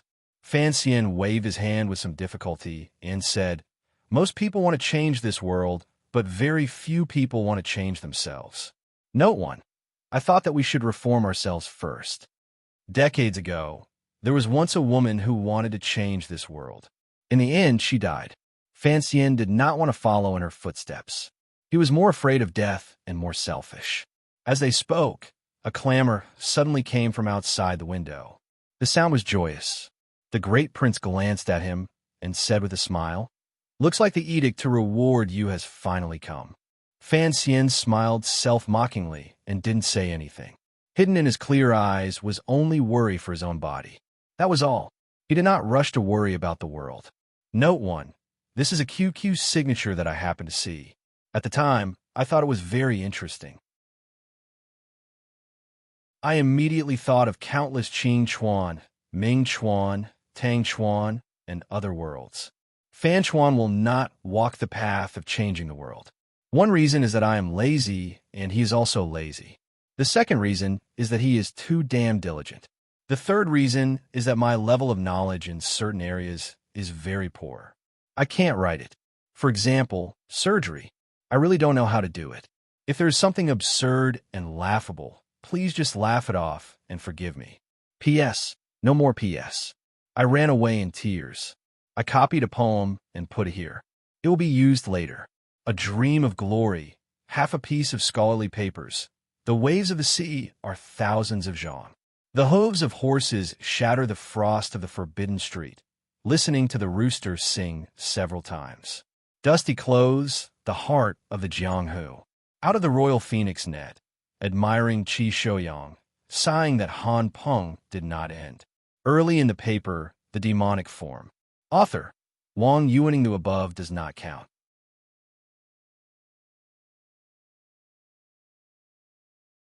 Chapter 313. The person who came to Fan Manor to announce the edict was Eunuch Yao.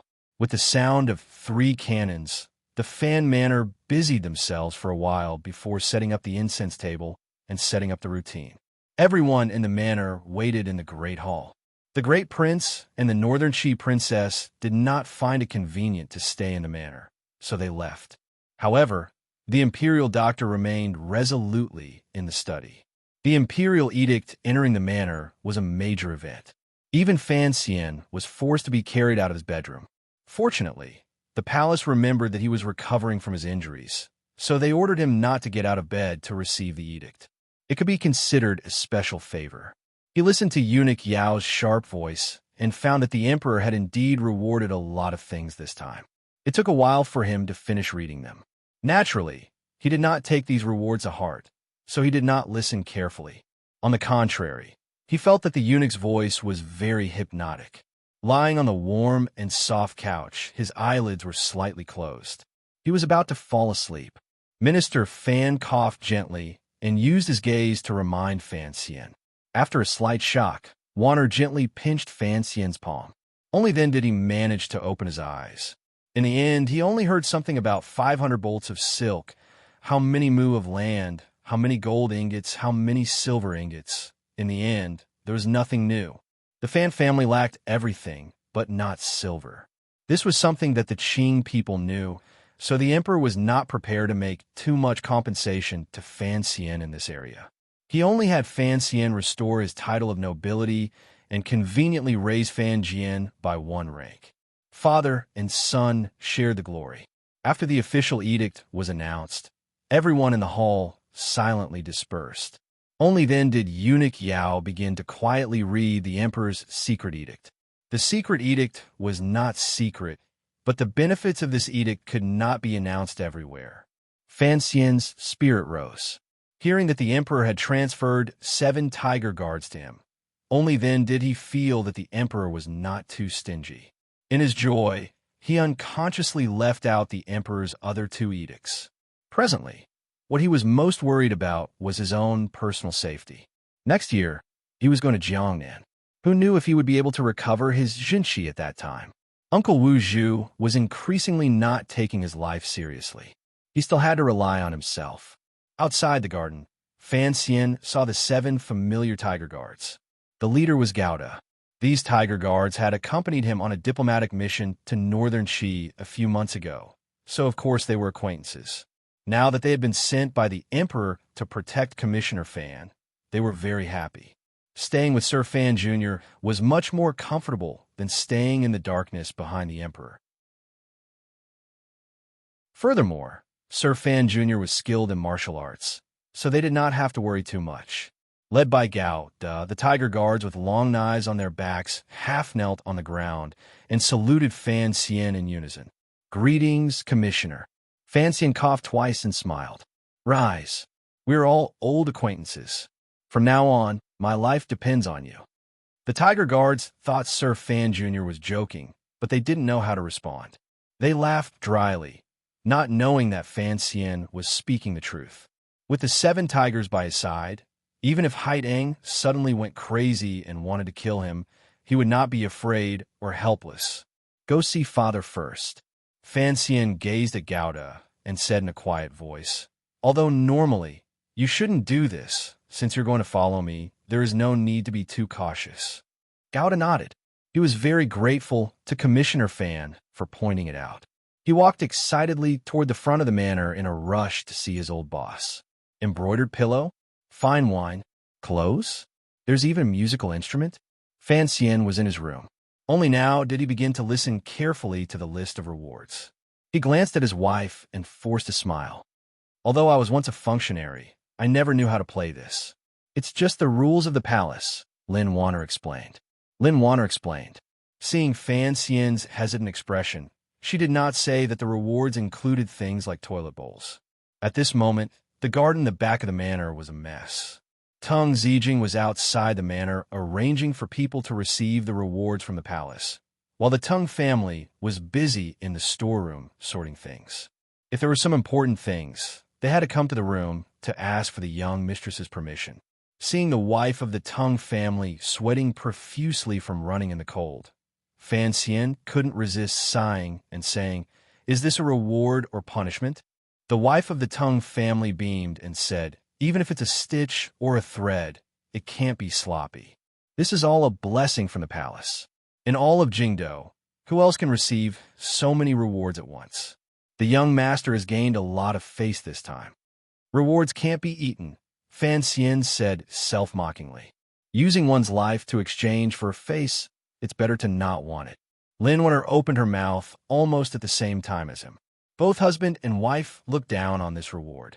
Wanner probably still felt that the emperor's uncle had bad intentions and hoped that the more generous the reward, the more her husband would block a knife for him in the future.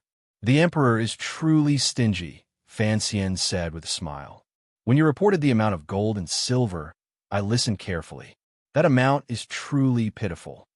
Lin Wanner smiled and said, "You still care about that? It's just a meaning. The more complicated the reward, the more it shows the emperor's concern for your injury. How can I not care?" Fan Xian raised his brows and said, "Our family is completely relying on that bookstore to support us. It's not good to have to go to the front manor and ask my father for use, right? He does have a lot of silver in his hands, but I can't always live off the elderly." The words "live off the elderly" were simple. Lin Wanner vaguely understood. She smiled and saw that there were no idle people in the room. In a quiet voice, she teased, "Don't you have a brothel? I hear that one can earn tens of thousands of liang of silver a month." Fan Xian laughed in spite of himself. "That's Xiaoshi's. Don't push it on me." Lin Wanner faked a spit at him and muttered, "In front of your own family, you're still pretending. Don't you find it tiring?" "I have to pretend at all times. It's best if I can even fool myself. Why did Big Brother find you earlier?" Lin Wanner opened her eyes wide and asked curiously. Fan Xian thought for a moment and said, "He doesn't want to be the commander of the Imperial Army. He wanted to see if I had any ideas." Lin Wanner furrowed her brows slightly and said, "Given Big Brother's personality, he certainly doesn't want to stay in the capital."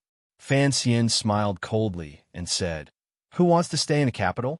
However, the emperor does not feel at ease leaving such a son, who is so good at fighting, to always lead troops outside.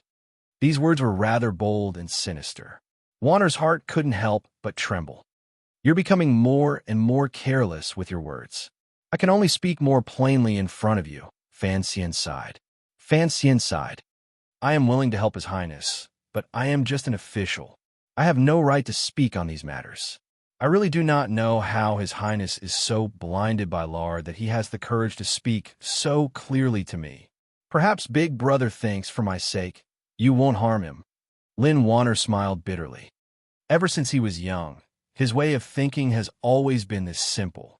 The water in Jingdo is too deep. I've swum for half a day and found that I still haven't reached the bottom. Fan Xian furrowed his brows and said, "When we go to Jiangnan in the spring, you and I will go together. We will strive to stay there for a while longer and truly stop for a while. I just don't know when the time comes. Will the court give you the identity of an imperial envoy to investigate the palace treasury first or directly give you an empty position?" Lin Wanner analyzed seriously. "If I have the identity of an imperial envoy, I can't bring my family. If, in name, I have to stay in Jiangnan for a long time, it's fine for me to go." Fan Xian shook his head and said, "Who cares how they arrange it? In any case, I am going to take you."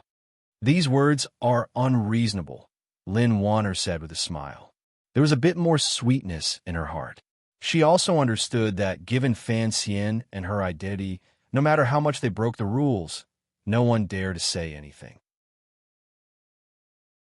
However, she didn't know whether or not the ladies in the palace would agree to her going to Jiangnan. Her body had been weak since she was young. The furthest she had gone was the winter she had spent in the Tsang Mountains last year. Hearing Fan Xian say that it seemed that she might go to the legendary picturesque Jiangnan to see, she was very happy. Don't overstep the bounds. She suddenly thought of something.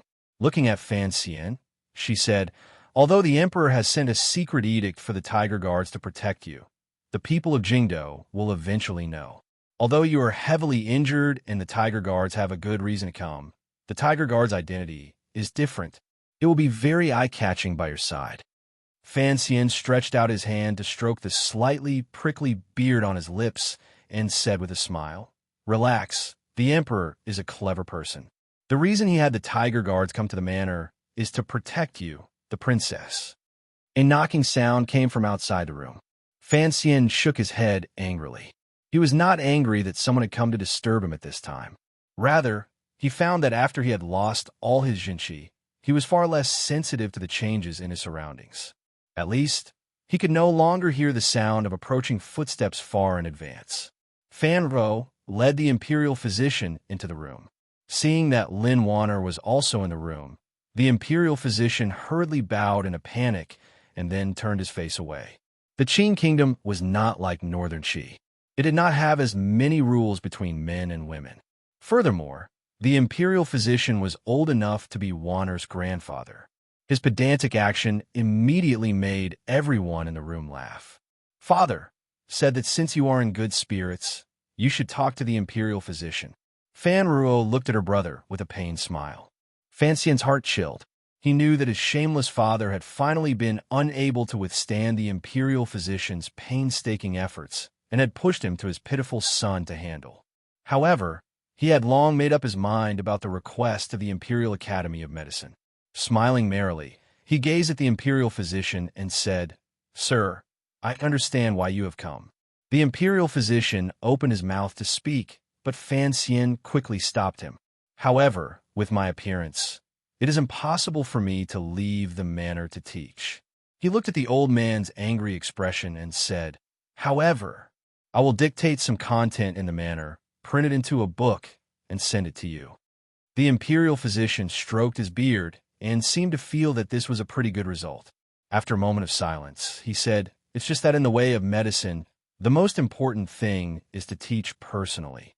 It's not very appropriate to just look at books." Fan Xian took a few breaths and said, "After the book comes out, if there are any difficulties, I will have Ro explain it."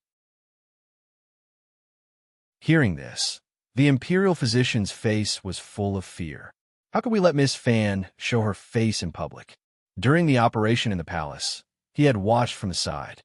He knew that Miss Fan had personally performed the acupuncture. He had never doubted her methods. "Ruoro doesn't know much. I still have to teach her at home." Fan Xian sighed.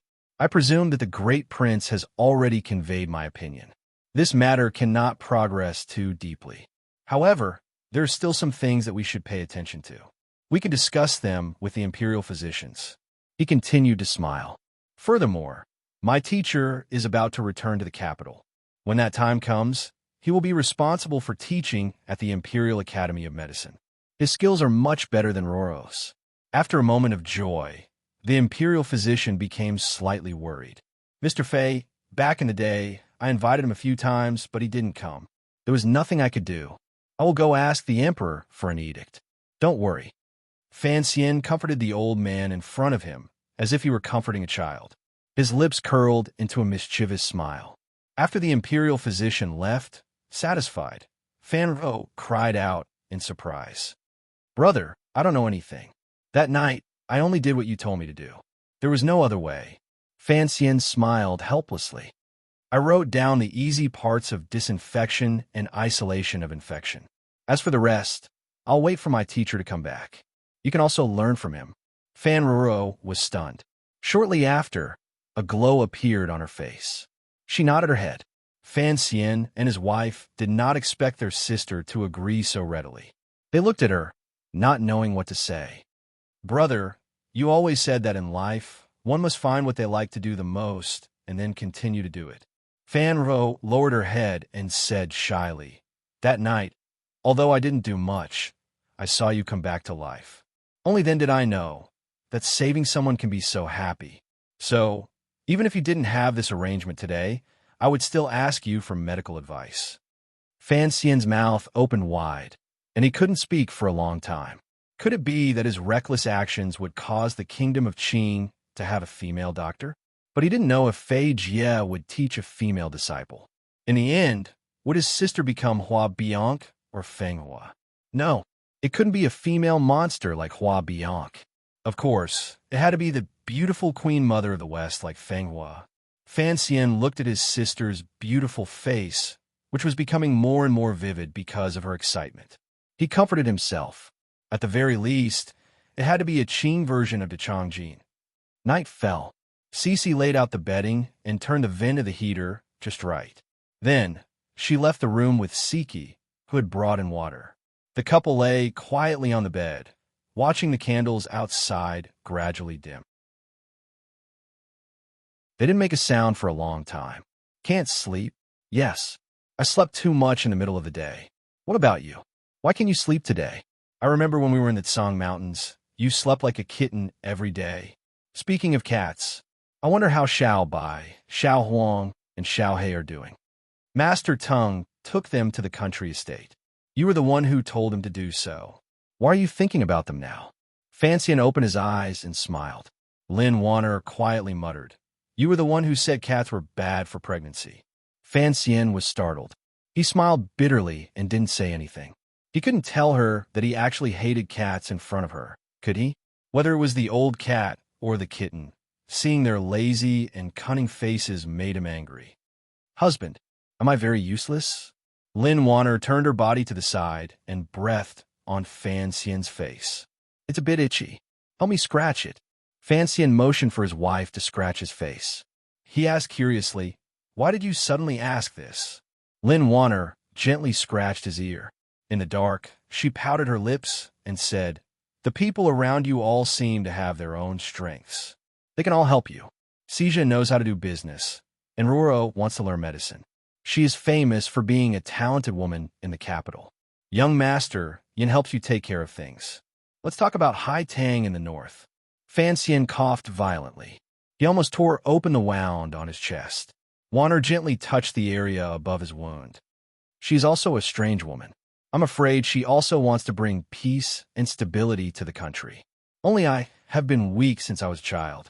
I was spoiled by so many people in the palace, but I can't do anything. I can't do anything. I can't do anything. Fan Xian understood what his wife meant. After a moment of silence, he said, Wanner, there are some things I haven't told you. Huh? In life, it's not good to be useful, and it's bad to be useless. He said gently, These roles are actually not what people like us are willing to play. For example, my initial wish was to be a wealthy and idle person. Take in Bing Yin, for example. In fact, he is not willing to be the head of a spy for the rest of his life.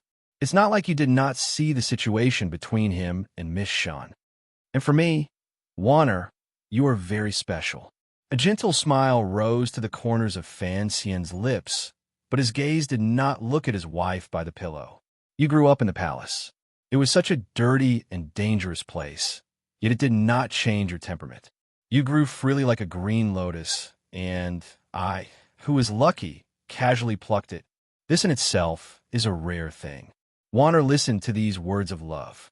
Her heart was filled with sweetness, but she still felt sad. But, in the end, Fanxian stopped her from continuing. And, Warner, you are very capable. Even your brother can't say he can beat you at mahjong.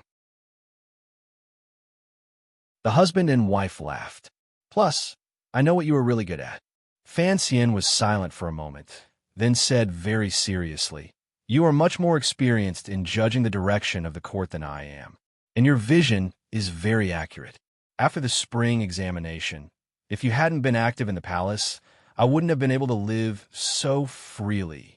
I believe that if you were to help me plan and strategize, your ability would be no less than Yan Bingyun's.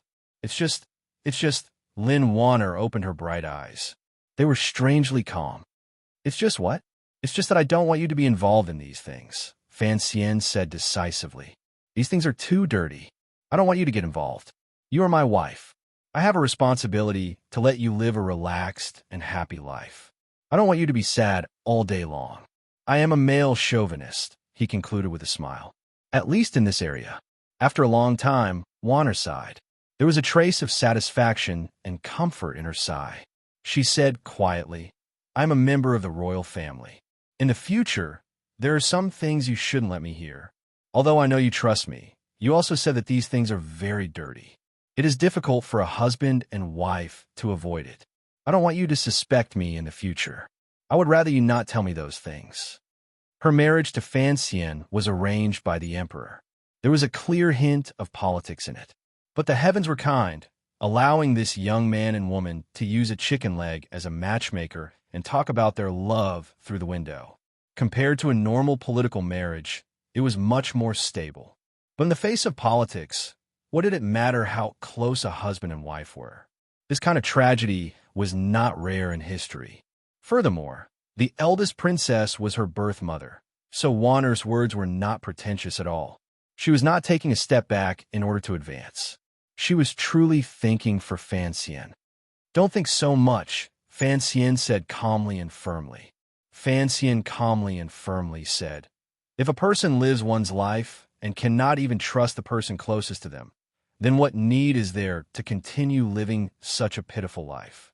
What he wanted to say was, if he had a chance to start his life over again, but he had to constantly be on guard against the person next to him, then he would rather not have been reborn. The first snow fell in Jingdo. Small snowflakes floated to the ground. They melted as soon as they touched the mud and were difficult to accumulate. The damp and cold in the private residences gradually grew heavier. Fortunately, the Qing kingdom was at its peak and had abundant supplies. Even the homes of the common people did not have to worry about keeping warm. From a distance, one could see the places where the common people gathered. The black eaves of the houses gave off wisps of mist. Presumably, there were heaters in the houses. It was a very ordinary carriage. After making countless turns in the capital, it finally arrived in front of the courtyard of a private residence with its own gate. It was a cold day, and no one was on the streets. It was quiet all around. Naturally, no one saw the face of the person who came out of the carriage.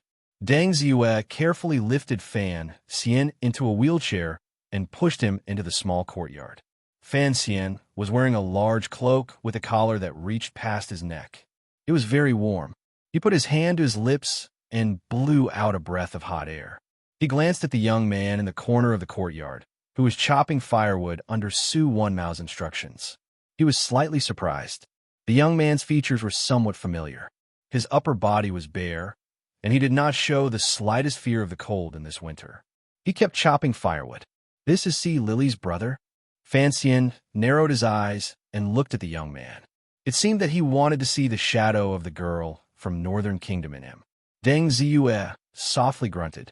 After Sir gave the order, the director issued a warrant, and we took him out of prison. Lady C has entered the Northern Qi royal palace. His identity is a bit sensitive, and it is not easy to settle him down. After asking for instructions last time, we arranged for him to be sent here. Fan Xian nodded. This small courtyard was his only private property. Apart from himself and the Chinian unit, probably only Chun Pingping knew about it. It was the safest place. The reason why he had come here today, despite his injuries, was because His Majesty had transferred the Tiger Guards to him. Although the existence of these Tiger Guards could ensure his safety, there were certainly eyes and ears for His Majesty among them. Thinking that it would be difficult for him to come here so easily in the future, he had braved the snow to come here today. This Master C is a reckless man. For his sister, he ran from northern Qi to the kingdom of Qing. There is no guarantee that he won't run out of this courtyard in a few days. Fan Xian clenched his fist and coughed lightly. Keep a close eye on him. If he makes any strange movements, kill him. Deng Ziyue expressionlessly responded. He pushed Fan Xian into the room, and the wheelchair rolled over the muddy snow on the ground. An Overwatch Council official came out to greet him. Seeing the commissioner in the wheelchair, he couldn't help but feel a chill in his heart. It seemed that he was hallucinating that the kingdom of Qing had produced another terrifying Chun Pingping. To be continued. If you want to know what happened next, please log on to www. CMFU.com. More chapters. Support the author. Support the original reading.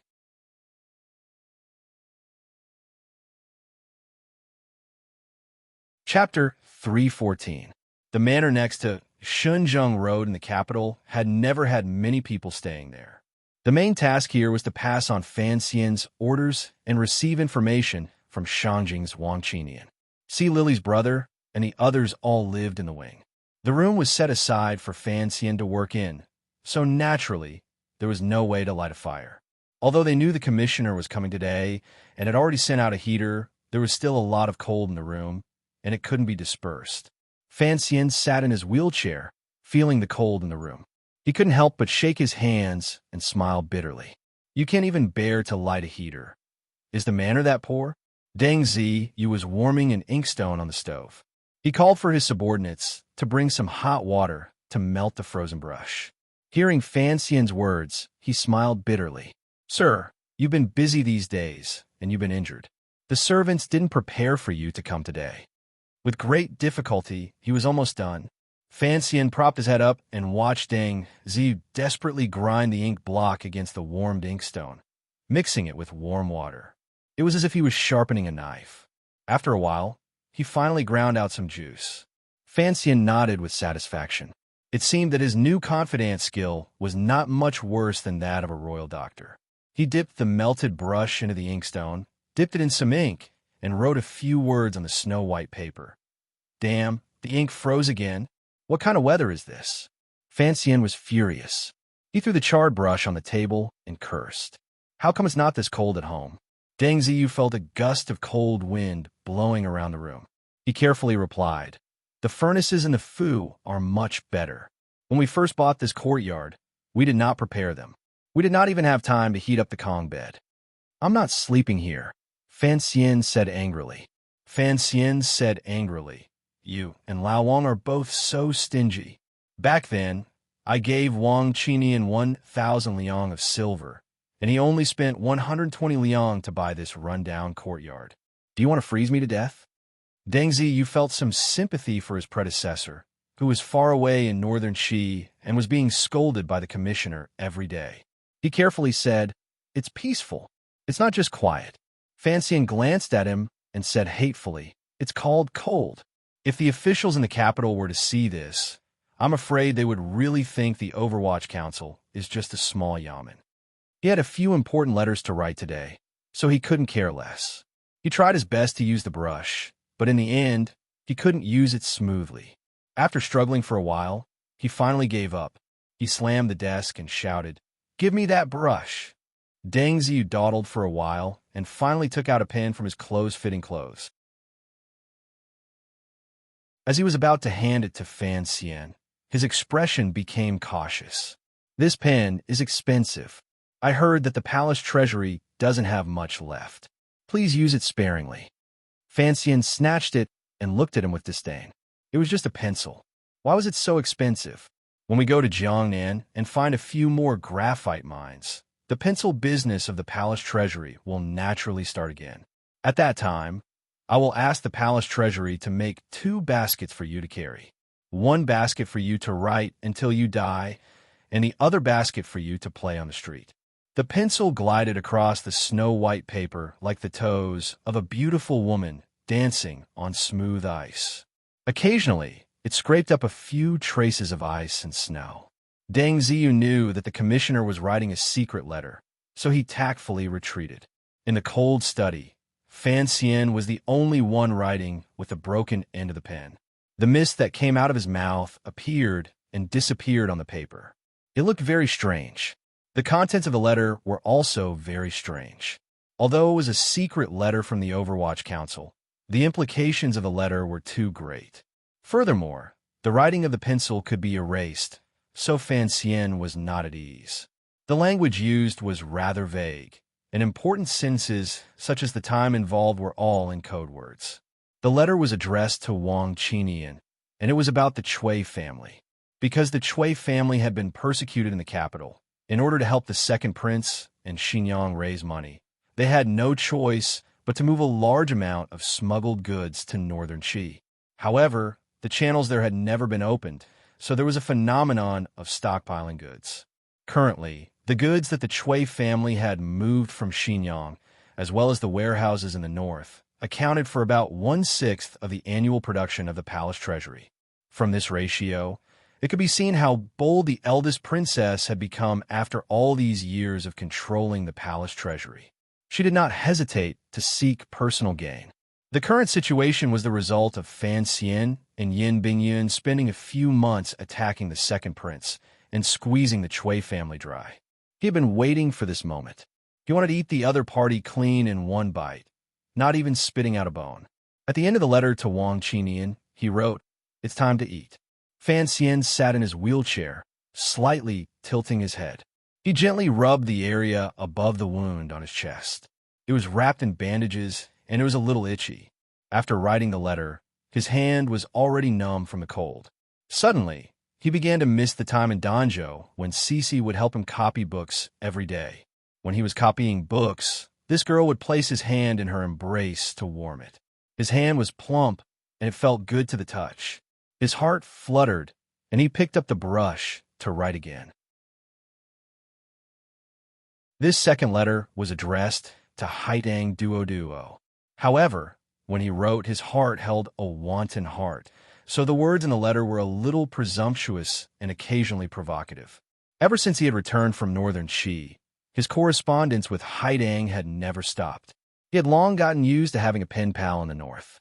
After all, the two of them were powerful figures of the younger generation of 2 countries. It was necessary and beneficial for the future to maintain a smooth channel of communication. In the letter, he talked about the recent gossip in Qing Kingdom's capital. Of course, the Hanging Temple incident was also included. Although the assassination of the Qing emperor had shocked the world and northern Qi had long reported in detail, as the person involved, he told the story with much more vividness than in a book. He also said a few other things and secretly pointed out that he was preparing to take action against the Chui family. He wanted her and the unknown boy or girl emperor to cooperate with him. At the end of the letter, he copied a poem to prove that he was still as talented as usual. "I have come to repay a debt of gratitude, but it is not all profit and glory. The ancients died for their bosom friends, afraid that their bones would be frozen and buried in the courtyard. How can the people of the middle court miss me? Heavy coats and thick shoes float with beautiful tassels. I have heard that the north is even colder. I wonder how the people live." These are the last few lines of Sima Guang's bitter journey. Fan Xian read it over with some pride and rubbed his slightly stiff hands together. He felt that the poem he copied was too appropriate. Furthermore, the words between the lines were filled with bemoaning the state of the universe and pitying the fate of mankind. It would probably make Haidang think for a long time. It was not worth it to deceive a girl to death. This was exactly what he liked to do. After confirming that he had not missed anything, he sealed the letter and pressed the wax. Suddenly, his heart jumped. He felt as if his desire to pour out his heart had not been completely satisfied. facing the normal-looking girl on the other end of the letter, who was shaking her head like a village girl. He felt that he was facing an old friend.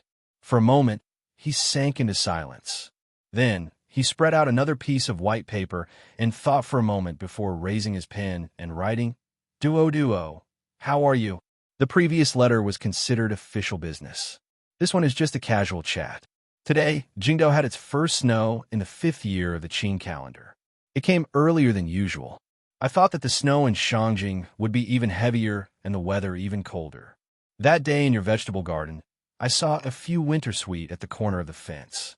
I wonder if those wintersweet blossoms have bloomed and moisturized the monotonous appearance of the white snow. How are the ducks you raise? Be careful, don't freeze to death, my side is fine. Xiao Huang, Xiao He, and Xiao Bai are all raised in the country estates outside the capital. I heard that the workers there treat these 3 big fat cats like their ancestors. How could there be any problems raising them? Everything is fine for me. I eat and sleep, sleep and eat. My house is quiet. These 2 days, my sister has been busy in the Imperial Academy of Medicine.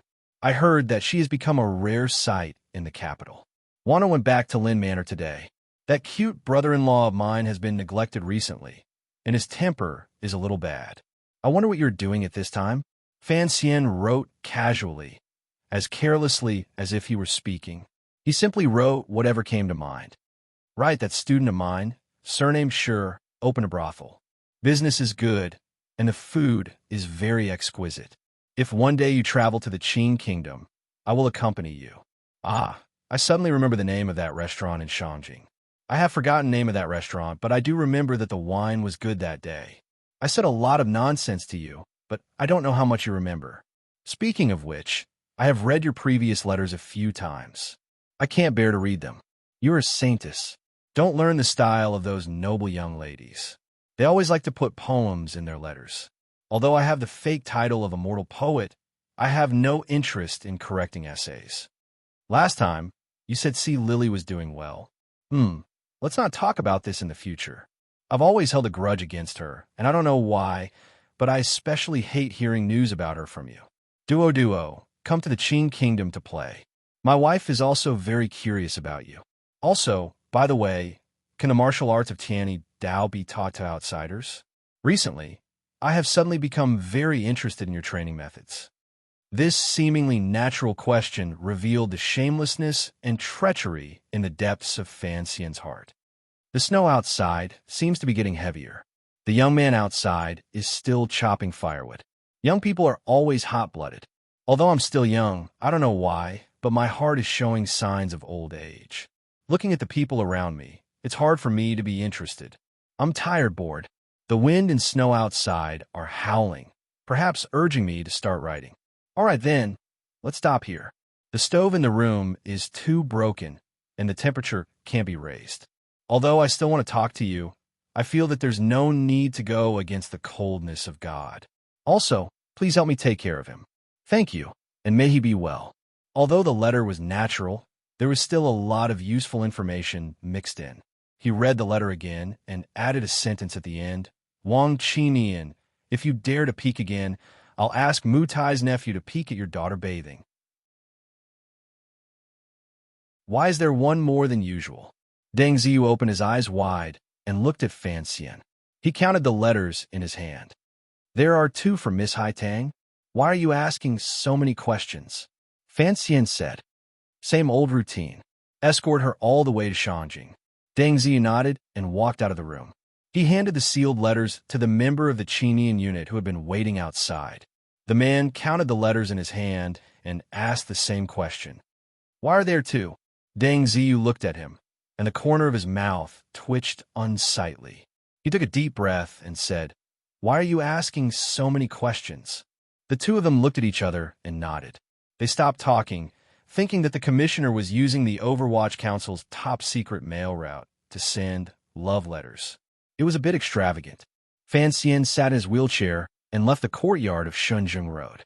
He got in the carriage and went to Lin Manor, ready to take Wanner into Bao home. In the carriage, he suddenly asked, Is there something strange about the position of Minister of the Imperial College? Also, I have long since left Taichung Temple. Why am I promoted to Vice Minister of Taichung Temple? Deng Ziyu first explained, there are two Vice Ministers. Vice Minister Ren is the main one, and you are the deputy. But this is a nominal position, and you don't have to go there every day. The Minister of the Imperial College is in charge of 7 schools, and both of these positions are of the upper 4th rank. He reminded him, Sir, although you can no longer be a court official after taking over the position of commissioner, the court has not issued an edict to remove you from these 2 positions. This time, the emperor has given you these 2 nominal positions. Presumably, it is only to show that the emperor favors you, and there is no other meaning. Fan Xian shook his head. These 2 positions were the last 2 in the emperor's edict. At first, he did not think much of it, but the more he thought about it, the more he felt that something was wrong. The emperor was a man of deep thought, and he would never use an official position as a mere steam bun. These 2 positions, is there anything special about them? He frowned and tried to organize his words. After thinking for a long time, Deng Ziyu replied with some uncertainty, the position of vice minister is common, and there is nothing special about it. It is just that Taichung Temple is in charge of miscellaneous matters in the ancestral temple, and it is more convenient to enter the palace. The minister of the Imperial College has not appeared in recent years. After a few new policies, the positions have become a bit messy. He suddenly slapped his thigh and said happily, I remember now. In the past, the minister of the Imperial College had to enter the palace to give lectures to the princes, and he was the assistant of the Grand Tutor. Fan Xian was stunned, and his mouth opened wide. He was speechless for a long time. He finally understood why the emperor had arranged these 2 positions for him. Vice Minister of Taichung Temple and Minister of the Imperial College. Wouldn't that make him the teacher of the princes? More accurately, wouldn't he be responsible for disciplining the little bastard 3rd prince? Thinking of this, he turned pale with fright and cursed. I don't have the time to enter the palace every day. Aren't we going to Jiangnan? How could you arrange such a terrible thing for me to do? With a creak, the carriage seemed to have been stopped by his scolding. The curtain was lifted slightly, and in the light snow, he saw that the front of the carriage was blocked by a eunuch and a few palace guards. Eunuch Yao looked at Fan Xian in the carriage, and his eyebrows trembled in fear. In a trembling voice, he said, Sir, let me find a good one. Come with me quickly. The emperor has summoned you to the palace. 2 chapters behind schedule. I didn't control it well. To be continued. If you want to know what happened next, please go to www.cmfu.com. There are more chapters. Support the author. Support the original reading.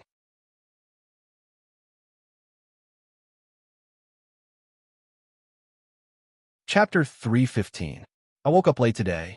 Someone was having a birthday celebration at home, and I wasn't feeling well, so I woke up late.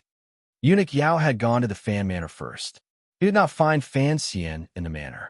He didn't know where the commissioner, who was currently recovering, had run off to. Even the minister did not know. That special Lady Fan Jr. was also not in the manor. He could not find anyone to ask about Fan Xian's whereabouts. But the emperor was still waiting in the palace. Eunuch Yao was worried sick. After finding out that Lady Fan had returned to Lin Manor, he led the guards in that direction. Coincidentally, they bumped into this carriage at the intersection. If the guard hadn't recognized one of Fan Xian's attendants, they probably would have missed it. Seeing Eunuch Yao gasping for breath, Fan Xian sighed. I still have to go back to Lin Manor. Why am I being summoned now? The emperor had summoned him, and he had responded so calmly. Eunuch Yao was worried sick. He had never seen an official who didn't take the summons of the palace seriously. He had always been on good terms with Fan Manor, so he couldn't say much. He only said, the emperor's edict has been out for a long time. If you go any later, I'm afraid the emperor won't be happy. Fan Xian grimaced. Of course I have to go. He couldn't bear to see the old eunuch standing in the snow. He invited him into the carriage, and the group headed for the palace. He arranged for someone to go to Lin Manor to inform his wife. Lao Yao, tell me the truth. What happened? Fan Xian rested against the wall, his eyes narrowed. He didn't look at the head eunuch. Fan Manor had always fed the eunuchs well, so he didn't feel like handing over any more banknotes. Eunuch Yao didn't dare accept banknotes from Fan Manor anymore. He laughed. How would a servant know? You'll know when you go. Fan Xian shook his head and pretended to be angry. You don't do things properly. He paused. I need to ask about something. Eunuch Yao pricked up his ears. He looked around the carriage to make sure there was no one else around. He lowered his voice. Sir, what is it? I'll tell you anything I dare to say. Last time in the Hanging Temple, what happened to the eunuchs? Fan Xian frowned. Eunuch Yao shuddered. After a slight pause, he raised his palm and placed it flat against his throat, making a cut. Fan Xian's expression did not change, but no one knew what he was thinking. He knew that this was the inevitable result. There was an assassin among the eunuchs, so the people present naturally could not escape death. He was afraid that the palace would have to purge a large number of them. Where's old Dai? No. Eunuch Yao sighed and said, he is an old man. The emperor can trust him. However, he has been implicated and can no longer stay in Taiji Palace. Thinking about how the imperial censorate reported on the matter of his good-for-nothing nephew 2 months ago, his life in the palace was very difficult. Later, the emperor, with great difficulty, gave Lady Shu face and promoted him to use again. He glanced at Fan Xian. Fan Xian didn't say anything. Eunuch Yao did not know just how deep the fate of banknotes between Fan Xian and Eunuch Dai was. Who would have thought that there would be another assassination attempt? Old Dai's luck can be considered to be extremely bad. As a matter of fact, he's been stripped of all his duties, and he's been flogged a dozen times. He's been sent to the treasurer's office. Such an old man, doing hard labor in this cold weather. Eunuch Yao and Eunuch Dai had entered the palace the same year. Although there was usually conflict between them, seeing the other person collapse at this moment, he couldn't help but feel a bit sad. He rubbed his sleeve at the corner of his eyes. Old Dai, endure for a few days and wait for the emperor's anger to subside. It's good enough that I can keep my old life. Fan Xian shook his head and then asked, then who is on duty in Taiji Palace now? Hongzhu. Eunuch Yao looked at Fan Xian's confused face and explained in a small voice, a young brat. This year, he started running the path of Taiji Palace and being on duty. The emperor likes him for being efficient and efficient. The matter of issuing edicts is also given to that. Hongzhu? Fan Xian asked curiously. Eunuch Yao shook his head and said, what right does he have?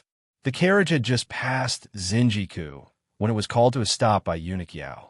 Deng Ziyu was a bit dissatisfied. After all, the square in front of the palace was very wide. In this snowy winter, to have the commissioner, who had not yet recovered, sit in a wheelchair was truly too much. They weren't afraid of him freezing. Officials, there's nothing we can do, Eunuch Yao said with grievance. Feeling wronged, Eunuch Yao said, after what happened last time, the imperial army was reorganized. Now, these soldiers are all staring at everyone like wolves. Looking at the situation, they want to scare away everyone who enters the palace. Fan Xian listened for a bit and then said, don't make things difficult for Eunuch Yao. Let's get off. Deng Ziyu glanced angrily at the palace doors. He carried Fan Xian off the carriage and placed him on the wheelchair. He quickly opened the large black cloth umbrella and covered the commissioner's head. Behind him, there were already Overwatch Council officials pushing the umbrella. Snowflakes hit the black umbrella and made a slight sound. Eunuch Yao didn't have such good luck. He used his hand to cover his head and rushed toward the palace doors with a few guards beside him. Fan Xian's entire body was shrunk into the large cloak to hide from the cold wind blowing toward his face. Half his face was covered by the fur collar. He still felt a chill seeping into his clothes. The light above his head was dim, and the sound of snow falling was mournful. The imperial soldiers outside the palace doors gave Eunuch Yao the procedures and looked in shock at the group of people slowly walking in the middle of the square. In the wind and snow, the group of cold-faced, plain-clothed officials was pushing a wheelchair. There was only a black umbrella on the wheelchair that firmly blocked the snowflakes falling from the sky. Not a speck of snow fell on the person in the wheelchair. The director wasn't summoned into the palace today, the captain of the Imperial Army asked in surprise. It's Commissioner Fan. Everyone was startled. The captain of the Imperial Army quickly led a group of people to welcome them. They helped the person in the wheelchair block the wind and snow outside and brought this group of people to the palace doors. After a slight inspection, they were allowed to enter the palace. The northern wind blew, and the snowflakes floated. Deng Ziyu pushed the wheelchair and walked through the long side path beside the main hall. As the color of the palace walls grew darker and darker, he finally stopped in front of the door on the right side of the palace wall. A eunuch had long opened a large plain umbrella and securely covered Fan Xian's head. Surrounded by people, he carefully led the young, injured person into the back palace. Deng Ziyu stood outside the door of the back palace and watched the commissioner move further and further away under the escort of the eunuchs. Although his expression was calm, no one knew what he was thinking in his heart. A snowflake floated down and landed on the corner of his eye, making him narrow his eyes. Not in the royal study? Fan Xian furrowed his brows and temporarily ignored the cold wind blowing toward his face. He asked Eunuch Yao beside him. Earlier, there had been news that the emperor had long waited for Commissioner Fan and had already lost his temper. The young eunuchs received Fan Xian and did not dare be slow. It was as if their feet were on flaming wheels as they sprinted toward the depths of the palace. The wheelchair they pushed creaked, and the eunuch holding the large plain umbrella swayed left and right. If it were not for the fact that the terrain in the palace was flat, this mad dash would have long torn open Fan Xian's wound. Eunuch Yao ran until he was out of breath. He replied, in the bedroom.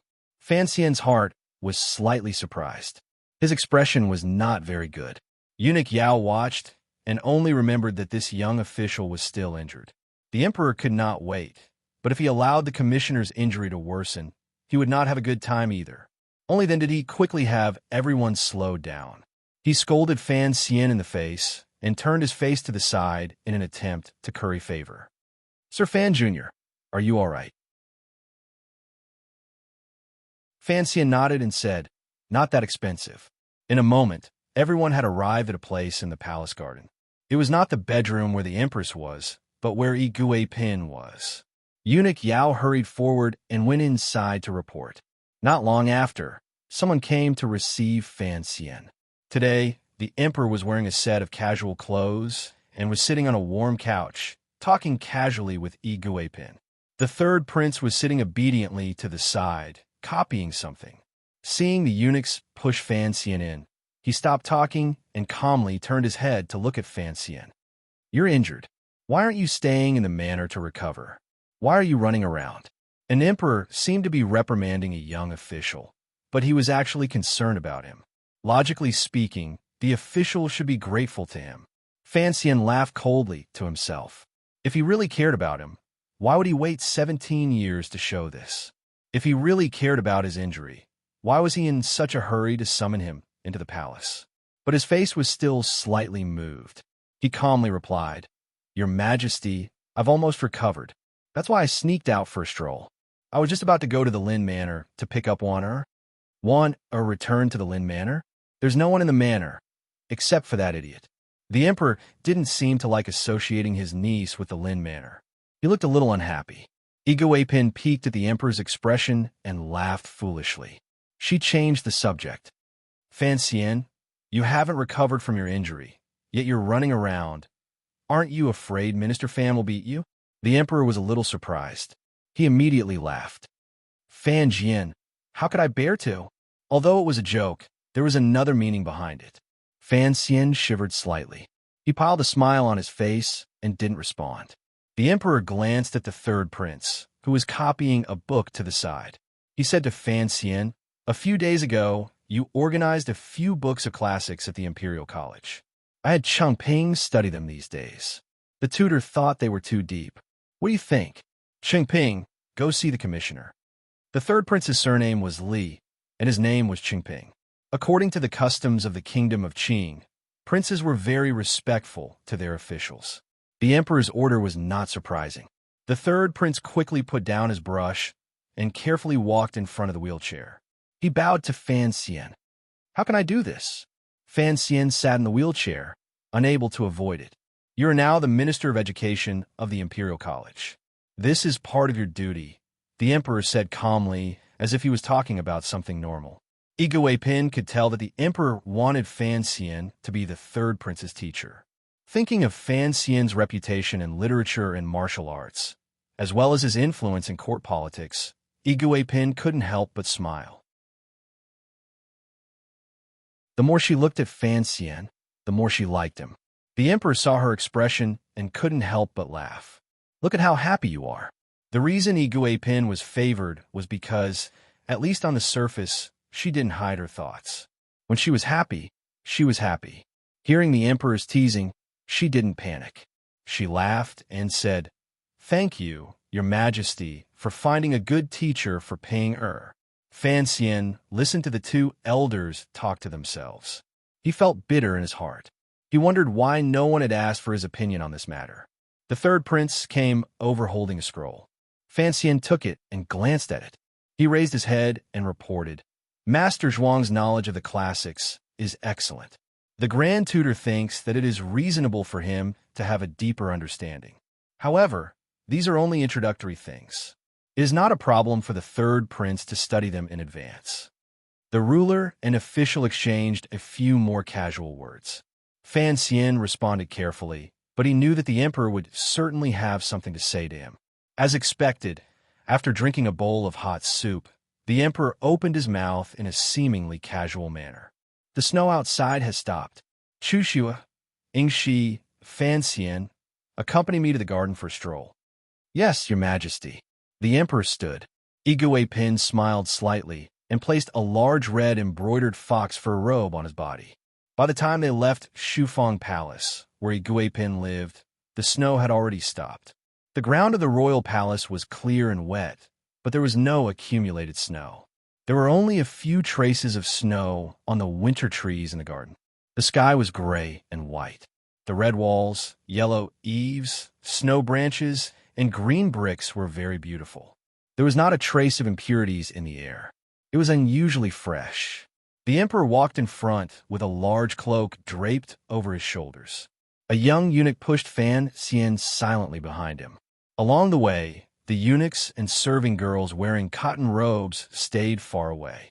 Those they met on the side of the road leaned to the side and didn't speak. "There's no need to kneel when seeing me, snow or rain."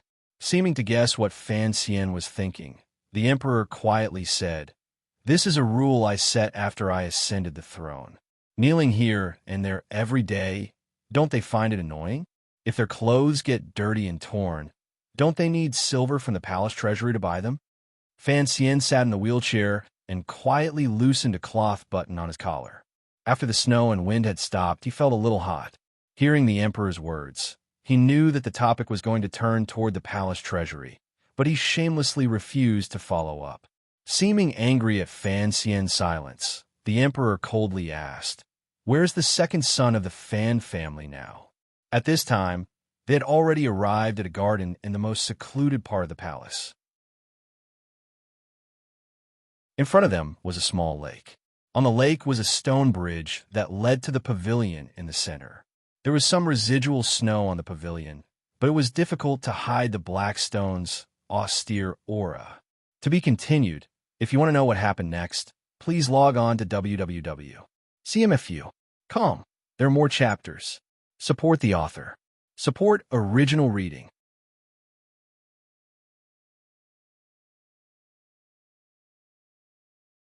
Chapter 316. The light snow had just stopped, and the cold air in the palace accumulated. The might of heaven was indeed difficult to withstand. However, Fan Xian sat in the wheelchair and felt very warm. The high-collared cloak he wore blocked the wind and snow, and he even felt a little hot. As for the emperor's questions, he had long been mentally prepared. He had never expected his family to secretly transport Fan Xian out of the capital and hide it from many people. "I just received a letter the day before yesterday. He has already settled down in Shanjing." Fan Xian glanced at the young eunuch behind him, intentionally or unintentionally. The emperor was in the mood to travel in front of him, so he did not notice the exchange of glances between the two people behind him. The young eunuch was Hong Zhu. He looked at Commissioner Fan's smiling gaze. For some reason, his heart suddenly chilled and a glimmer of fear grew in him. Hongzhu knew that this commissioner was warning him that some words could not be passed into other people's ears.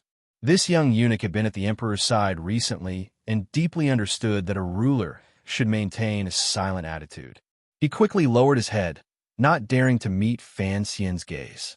Hongzhu also wanted to climb up the mountain that was Fan Xian. How would he dare to go around announcing things that were not good for the Fan family? You just said it like that. The emperor walked toward the other side of the lake as he lightly said, I originally thought that although there are many things that the people under heaven know, some superficial effort still has to be done.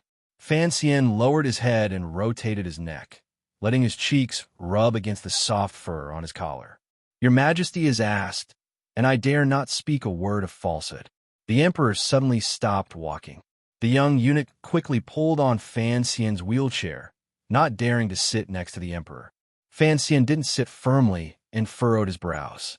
You don't tell lies to me, but you dare to brazenly lie to the people under heaven.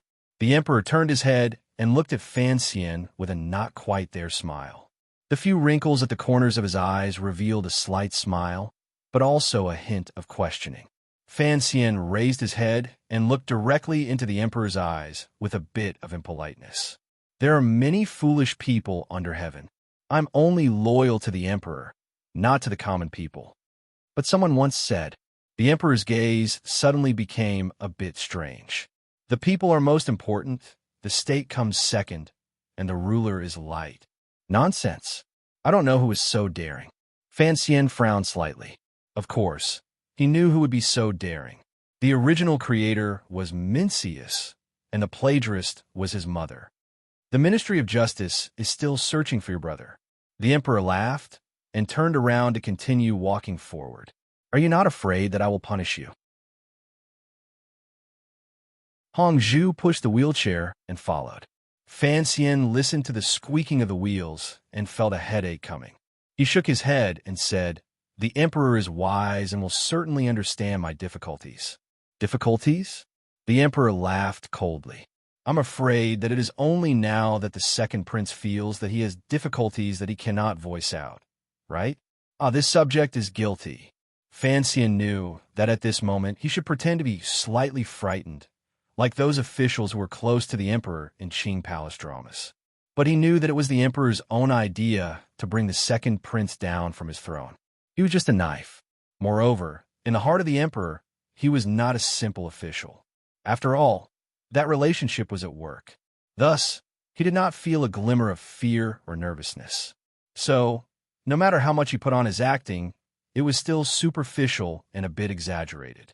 He dragged out the words, this subject is guilty, a bit too long. The sense of drama was too strong. The emperor lowered his voice and scolded. Even if you're acting, you don't know how to be more serious. Fan Xian replied with a pained expression. This subject is guilty. Repeating it over and over meant that the subject was guilty and the subject was guilty. Fortunately, the three of them had already stepped onto the wooden bridge in the middle of the lake and temporarily stopped talking. Although Jingdo was already very cold, it was the first snow, so the lake water was certainly not cold enough to freeze. It was still green under the bridge, rippling coldly. Although the wooden bridge was built smoothly and sturdily, the wheelchair still felt a bit unsteady on it. Fan Xian's hands gripped the handles of the wheelchair tightly. His eyes stared at the gaps between the wooden bridge, thinking that if the eunuch behind him suddenly turned into an assassin, he would be in trouble. In front of them, the eunuchs and serving girls who had come to clean and decorate the pavilion bowed from a distance and then disappeared without a trace. They did not dare to stay by his side. The emperor sat on a cushioned stone bench and used his gaze to indicate for Fan Xian to bring himself a cup of hot tea to drink. He used 2 fingers to pick up a pine nut and slowly peel it. The eunuch, Hongzhu, tactfully retreated to the side of the pavilion. One reason was to keep watch, and the other was to be ready at any time for any orders from his masters in the pavilion. How is it? The emperor asked. Fan Xian seemed to have been scalded by the tea in his cup. He furrowed his brows and immediately replied, Your Majesty, are you referring to my injury, or the latter? Fan Xian replied very directly. We have already prepared to act. The council order has already been sent down. This matter has not gone through the council, so it shouldn't attract too much attention. The emperor nodded. Fan Xian continued to explain the details. Currently, all of the goods within the borders should be able to be intercepted. However, I'm afraid that if the northern Qi people get wind of it, they will also make a lot of money from it. After all, the Cui family has stockpiled a lot of goods in the north. In these words, he hit a very important piece of information. Even if you beat him to death, he would not tell the emperor that this was his plan to split the spoils with the northern Qi emperor. There are 3 routes to the north. Currently, the 4th Bureau has already begun to control them. As for the people in the palace treasury, because they have been with the people on that side for too long, they are not at ease. For now, they have not been used. He furrowed his brows and explained Yin Bingyun's plan in great detail. However, before he finished, the emperor had already waved his hand and said, "I don't want the details, I only want the results." Fan Xian paused and then said, "Please rest assured, Your Majesty. At the latest, within a year, we should be able to recover most of the palace treasury's income."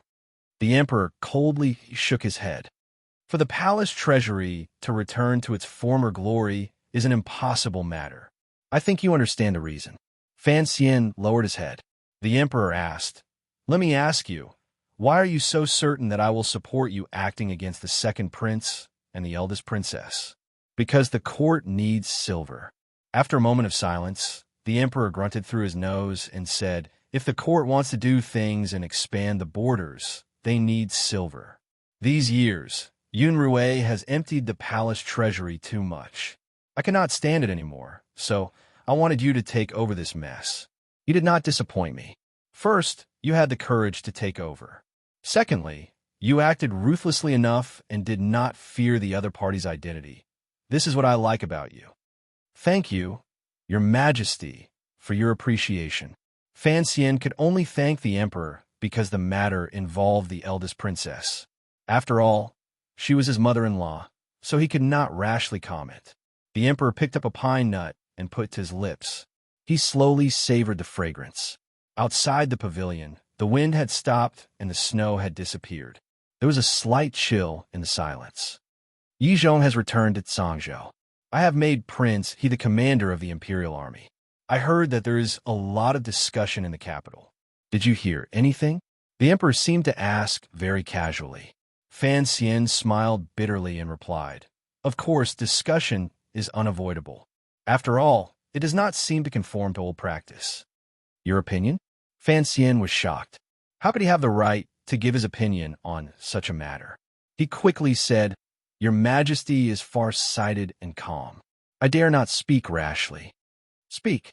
I forgive you of your crimes." The emperor did not look at Fan Xian's delicate face. He only focused his gaze on the winter tree in the palace garden. Fan Xian calmed down. He knew that talking to the emperor was a difficult matter. Wei Xiaobao had faked 90% of the truth, but in the end he had still been caught by Kangxi. And the things he had done in secret, sneaking into the palace, the agreement with Northern Qi, the conversation with Xiao In, these were all hidden from the emperor in front of him. If it came to light, who knew what would happen to him? But the emperor in front of him was truly unfathomable. If Fan Xian did not have that natural advantage, he would not dare to play with him.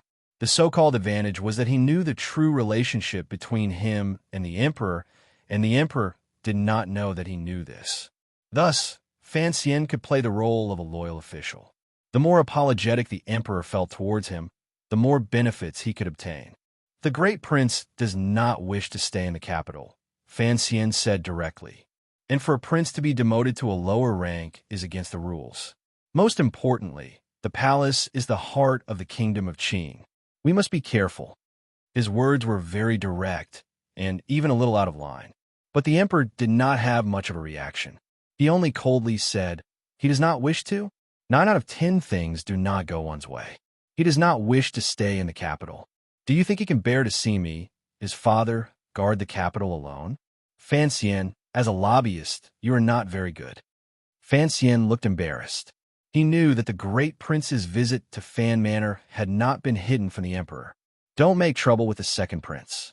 If he calms down, the emperor closed his eyes and put an end to what had happened in the capital. Yes, Fan Xian nodded. He had already achieved his goal. What more was there to make trouble for? You have done a great service in the Hanging Temple incident, the emperor suddenly said. The emperor suddenly said, but as the commissioner of the Overwatch Council, you allowed an assassin to sneak into the capital. Before it happened, the Second Bureau did not find out anything. This is your dereliction of duty. The two cancel each other out, so I can only reward you with those useless things. Do not feel resentful. I would not dare. Fan Xian replied seriously. It was a failure on my part. As for the injury, it was because I was not skilled enough. That was why I was injured by the white-clothed swordsman. The emperor suddenly became interested and asked, That swordsman, we have not found out who he is. You have fought with him. Can you guess anything? Outside the pavilion, a cold wind suddenly rose. Fan Xian's back suddenly became numb. A drop of sweat rolled down his neck and dripped down the inside of his undershirt. He did not know what the emperor's real purpose was, but he felt that if he was not careful, he would lose everything. The white-clothed swordsman was the shadow. No matter what reason Qin Pingping had for setting up this trap, he would not tell the emperor the truth before he told Fan Xian. But if the emperor vaguely guessed this, how should he answer? If he said he did not know, would it shake the position he had worked so hard to establish in the emperor's heart? It was only a moment of shock, but Fan Xian concealed it well. Your Majesty, didn't you say that the white-clothed swordsman was Sigu Jian's younger brother? The emperor laughed coldly. Back in the day when Dongyi was in chaos, Sigu Jian's sword was merciless. He killed who knows how many of his own family members. It is said that one of his brothers escaped. I guessed it. That day on the tall building, that brilliant sword strike, if it were not for Sigu Jian's sword will, I'm afraid my eyes would have been blinded. Fan Xian's heart was slightly at ease. He knew he had gambled correctly. He smiled and said, It is a pity. If I could have had concrete evidence, next year I would have used this excuse to send troops against Dongyi. My injury would have been worth it. These words scratched the emperor's itch. The emperor liked this kind of shameless method the most. He smiled and said, After Sigu Jian was cured by Fei Jia, he never acted like an idiot again. How could he admit to this? First, he did not admit that there was still a brother alive in this world. Then, he sent a letter of credence, expressing shock and sympathy for the assassination attempt on me. He expressed disbelief at the viciousness of the assassin. As the middle-aged man spoke, he found that no one responded to his rare humor. Turning his head, he found that Fan Xian was looking at him seriously. The eunuch outside the pavilion was hunched over, not daring to make a sound. Looking at this scene, he couldn't help but sigh in his heart. He thought that after all these years, there was indeed no one else who dared to cause trouble with him as impudent as her. The emperor's mood was a bit dim. Slowly, he opened his mouth and asked, Fan Xian, that day upstairs, why did you save Ping Er first? Fan Xian sat in his wheelchair and asked for forgiveness. After a long silence, he replied, In the situation at that time, if I had come to your Majesty's side, I would only have been able to block the sword in front and not the knife behind me. The third prince was in danger. Oh! The emperor smiled self-mockingly. Is my life not as valuable as Ping Er's? Fan Xian smiled bitterly and once again asked for forgiveness. I deserve to die. At the time, the situation was tense and I didn't react in time. By the time you rushed in front of me, the initiative had already been lost. Were you not afraid of death? Fan Xian thought for a moment and then finally said these treasonous words. He looked into the emperor's calm eyes and said bitterly, At the time, I was thinking that if I could block that sword with my little life, it would be great.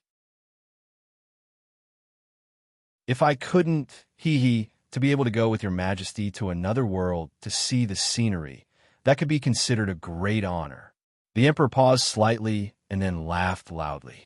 His laughter shook the sky and traveled far outside the pavilion.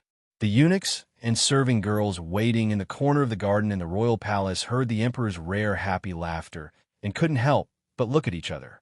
They didn't know what Joe Commissioner Fan had told to make the emperor so happy. The emperor stopped laughing. The more he looked at the familiar expression between Fan Xian's brows, the more comforted he felt. Slowing his voice, he said, "On this trip to Jiangnan, be careful. Don't rush to the front for everything. I heard you were also as noisy in the north. You're a proper official, yet you don't know how to cherish your life." Fan Xian felt slightly embarrassed. He knew the emperor's words were reasonable.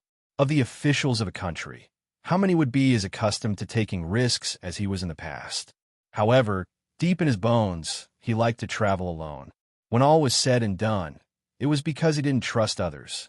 However, there were still a few months until the Jiangnan trip. The emperor's parting edict seemed to have come a bit too early. "Your Majesty," Fan Xian thought of an important matter and said uneasily, "What you said earlier at Igue Pin's place, was it a naughty joke?" The emperor glared at him and said coldly, "An emperor does not joke." Fan Xian was terrified. "I'm not old and have little prestige. How can I be the teacher of a prince?" The emperor smiled and looked at him. "I heard, when you were in Shangjing in northern Qi, that little emperor respected you very much. As for prestige, even Zhuang Mohan praised you. Why can't I be the teacher? The northern Qi Grand Tutor is only a junior of Zhuang Mohan. If it wasn't for the fact that you are truly too young, I would have directly issued an edict for you to enter the palace to lecture. Who would dare to say anything?"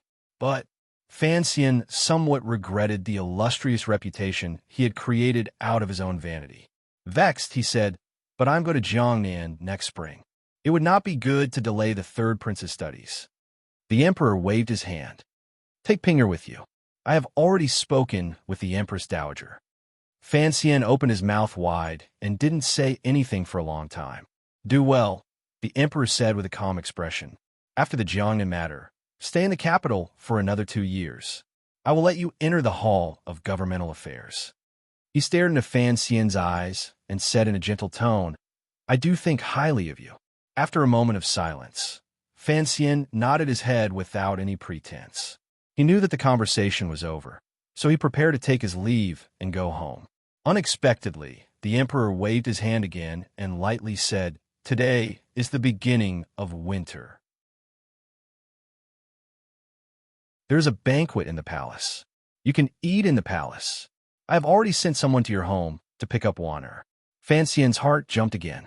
He didn't know what this meant or if it didn't explain anything.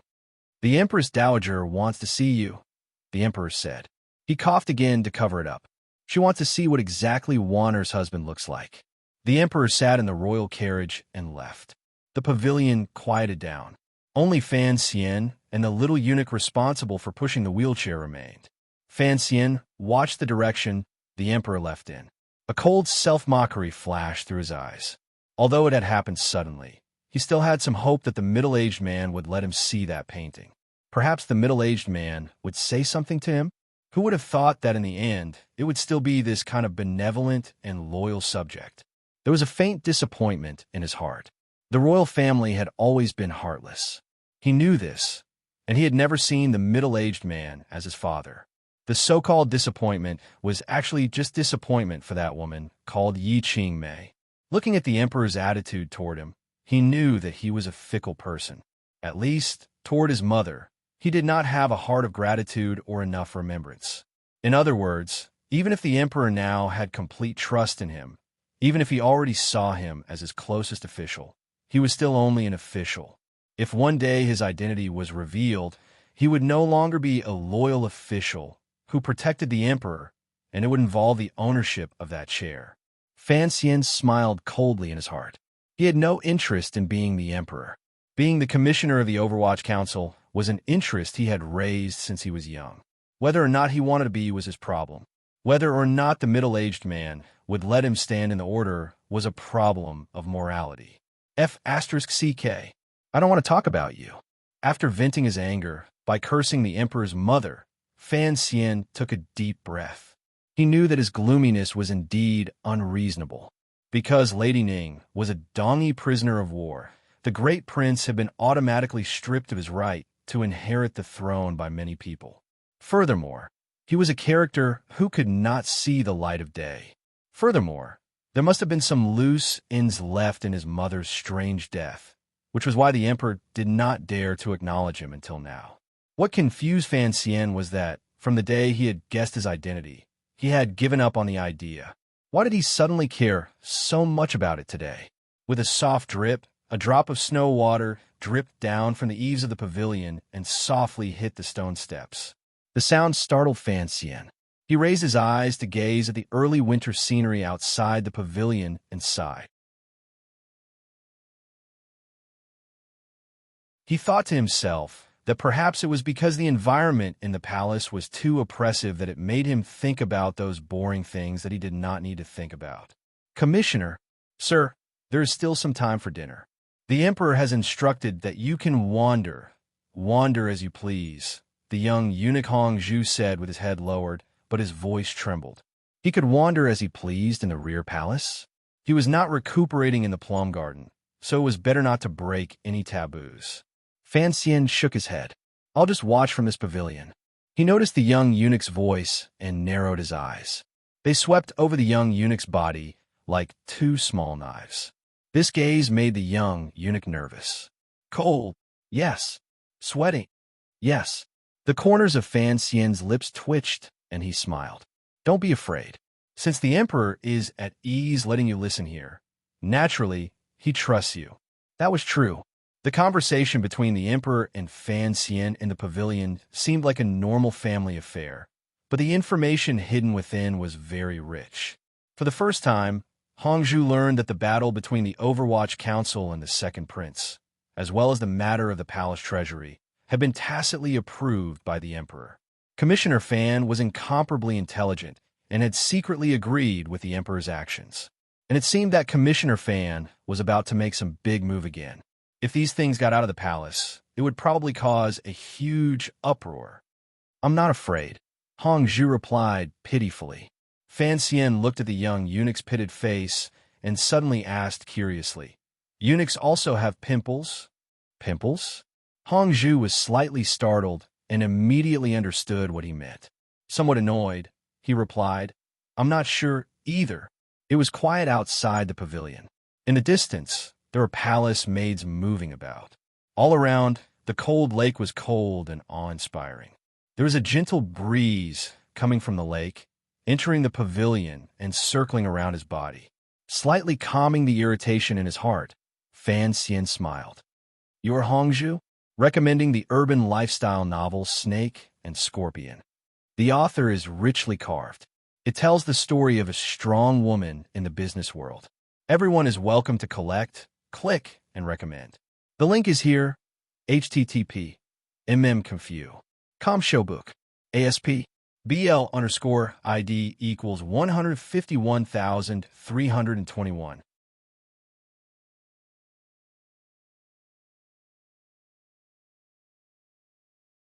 Chapter 317. Hongzhu had not thought that even the commissioner would know his name. His face immediately felt a bit of glory. He laughed and replied, Yes, it must be difficult for the commissioner to know my name. His Majesty's close attendant is a vital point. Fan Xian said, I am the commissioner of the Overwatch Council. Of course, I have to be careful. Furthermore, a few days ago, an assassin appeared among the young eunuchs in Taiji Palace. Hongzhu was startled and didn't dare reply. Fan Xian warmly said, Since the emperor trusts you, then I trust you as well. Right? I heard that old Dai is currently doing hard labor? Hongzhu glanced at him and said probingly, Yes, it's quite tragic. Yes. Fan Xian nodded. I'm not afraid of any taboos. I've had dealings with old Dai before, and he's a good person. Please help me take care of him in the palace. Hongzhu was overjoyed. A month ago, he had been counting on being able to use eunuch Dai to make connections with this young official. Since the other party had said so, then there was hope. He quickly and respectfully replied, How could I not follow your orders? Fan Xian smiled slightly and said, Sorry to trouble you. If there are any difficulties in the family in the future, just let me know. He didn't need to say it too clearly. The other party should know to contact him through Igui Pin. When he returned to the Shufang Palace where Igui Pin lived, it was a great coincidence that the great princess of northern Qi, who had not had the opportunity to see him since September, had also returned from the Empress Dowager's palace. Before the great princess's marriage, she had been arranged to live in this palace. She looked at Fan Xian in the wheelchair and was slightly surprised. However, it was not convenient for the two of them to say anything, so they bowed slightly and retreated to the back. Igui Pin glanced at Fan Xian. You came all the way back from the north. Why do you feel so unfamiliar? Fan Xian did not forget to gather allies and plant spies. How could he let go of someone as important as the great princess? However, in front of everyone, he had to pretend to be unfamiliar with her. He replied, Our identities are different. Besides, men and women are different.